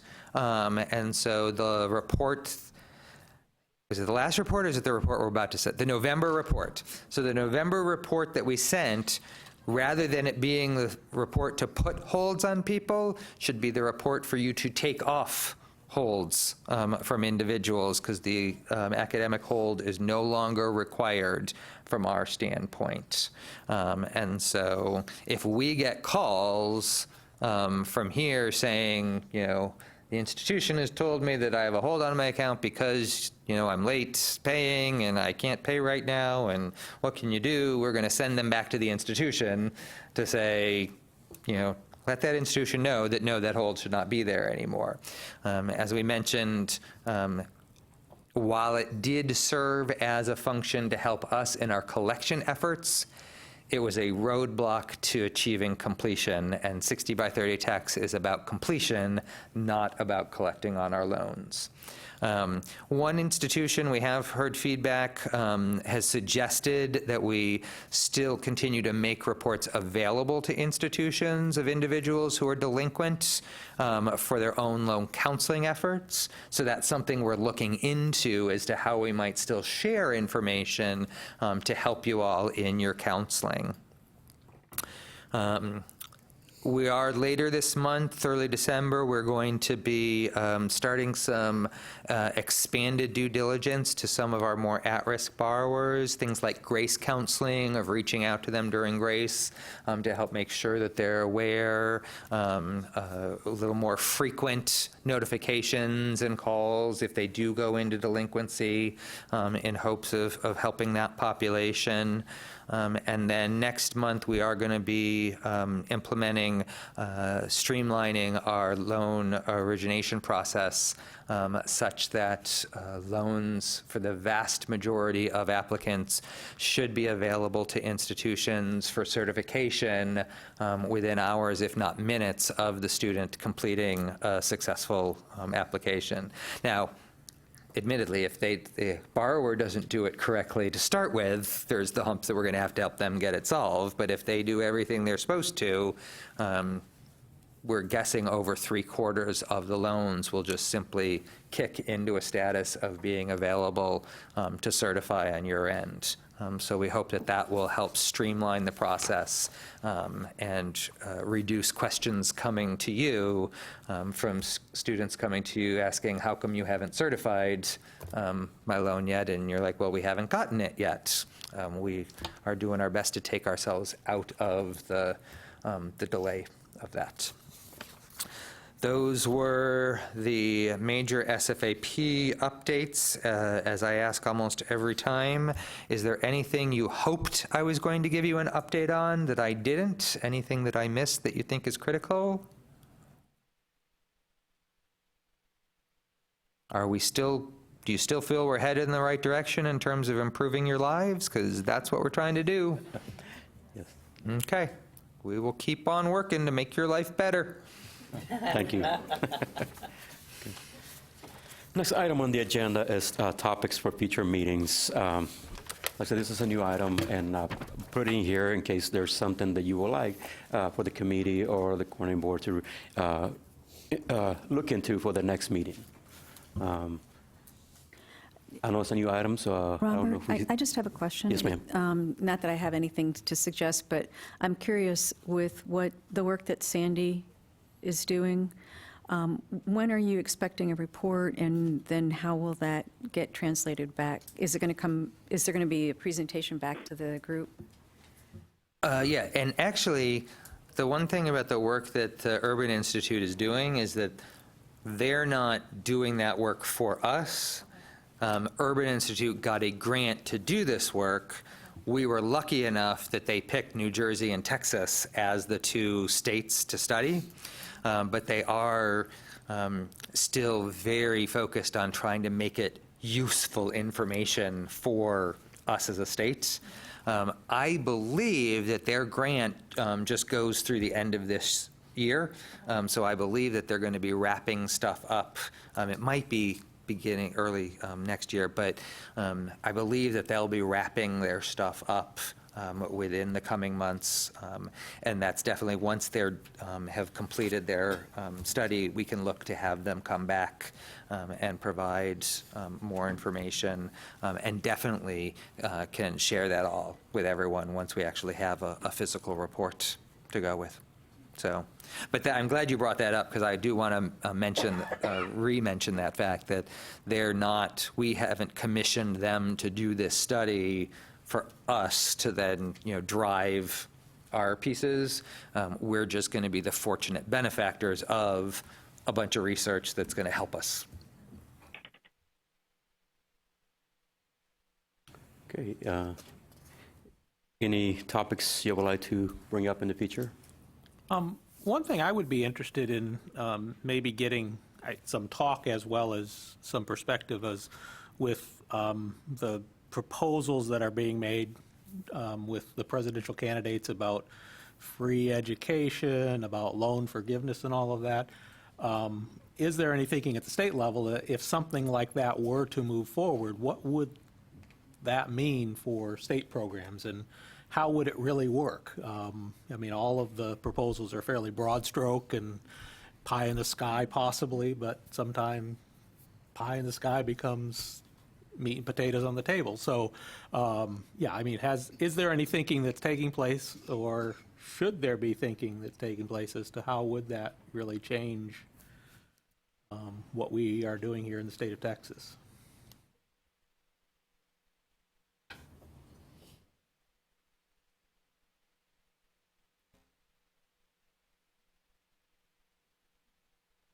So, Any other ideas? I don't know if the timing would be for next time, but maybe for House Bill 3, how that's going to look on Applied Texas. Is it too soon for that, or something maybe to keep on our radar, so that just so we have an awareness and so we can start thinking about HB 3 I'm sorry, for the for the e-TASFA. Yeah, yes, for The electronic. Yes. Now yes, you've got sorry. me calling it Sorry. e-TASFA as well. I'm sorry. No, for the FAFSA completion in high school. Oh, that yes, requirement. Yes, okay. yes, sorry. Okay. One thing to be aware of is that TEA just released a video on their website, a webinar on the FAFSA requirement.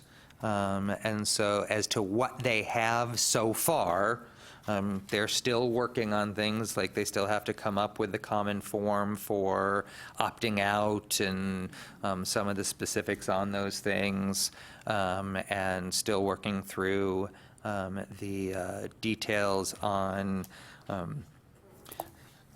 with putting TASFA on the web, and then how will that interact so that TASFA information will be available to high schools so that they can do those things. I almost think that it may be worthwhile to just have a standing agenda item on TASFA on the web and the FAFSA requirement, so that every quarter, whatever information we have, we can share with you. That would be most helpful. Thank you. So I will definitely add that. Can I show my ignorance again? So you ask about Applied Texas, the application for admission. Why would that have anything to do with the FAFSA completion? I know they have to do that to graduate, but it's not. How's it going to be tied to that? The TASFA, the statute. Not the TASFA. No, I thought you were talking about House Bill 3. Yeah, I was going to answer your question. Oh.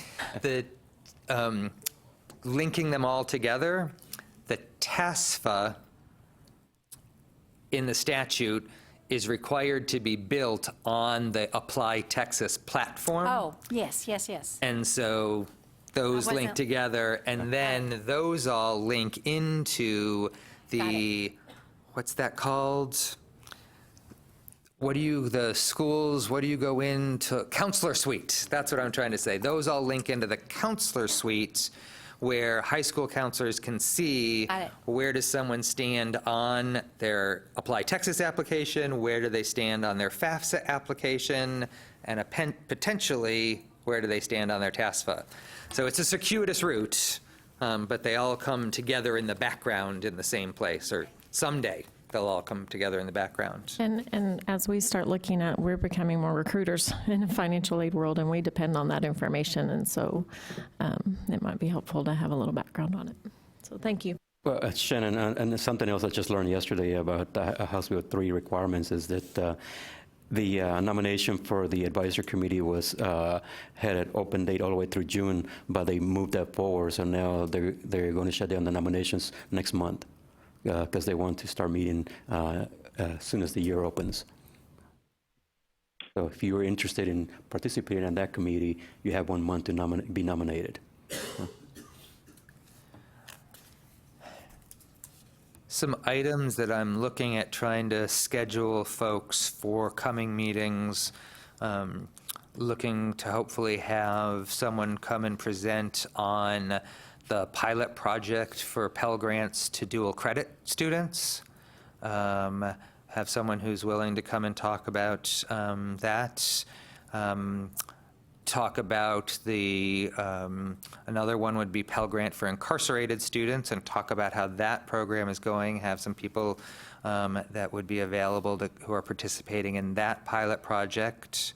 And then one of the NASFA conferences that I thought was particularly interesting, topic that was more kind of broad-based discussion of issues as opposed to in the weeds of how you run a program. There was a presentation on recognizing hidden bias and professional judgment that I thought would be a good conversation for us all. If there are other conference sessions that you have seen at NASFA, at TASFA, at SWASFA, at Takubo, at, I'll go on with the acronyms. Please don't hesitate to let me know if you think that some of those would translate well to a financial aid advisory committee discussion, and I'm happy to do the outreach to try to make those happen. When I do that, I do try to focus on things that are more about financial aid policy or financial aid kind of writ large, as opposed to getting into the nitty-gritty of, how am I using my SEOG money to best influence, graduation, or how to implement this particular, SAP requirement or something like that. But if ever you see something in one of your conferences that you attend that you think this would be great for the Financial Aid Advisory Committee, drop me a note and I'll see what I can do about making a connection and getting that scheduled.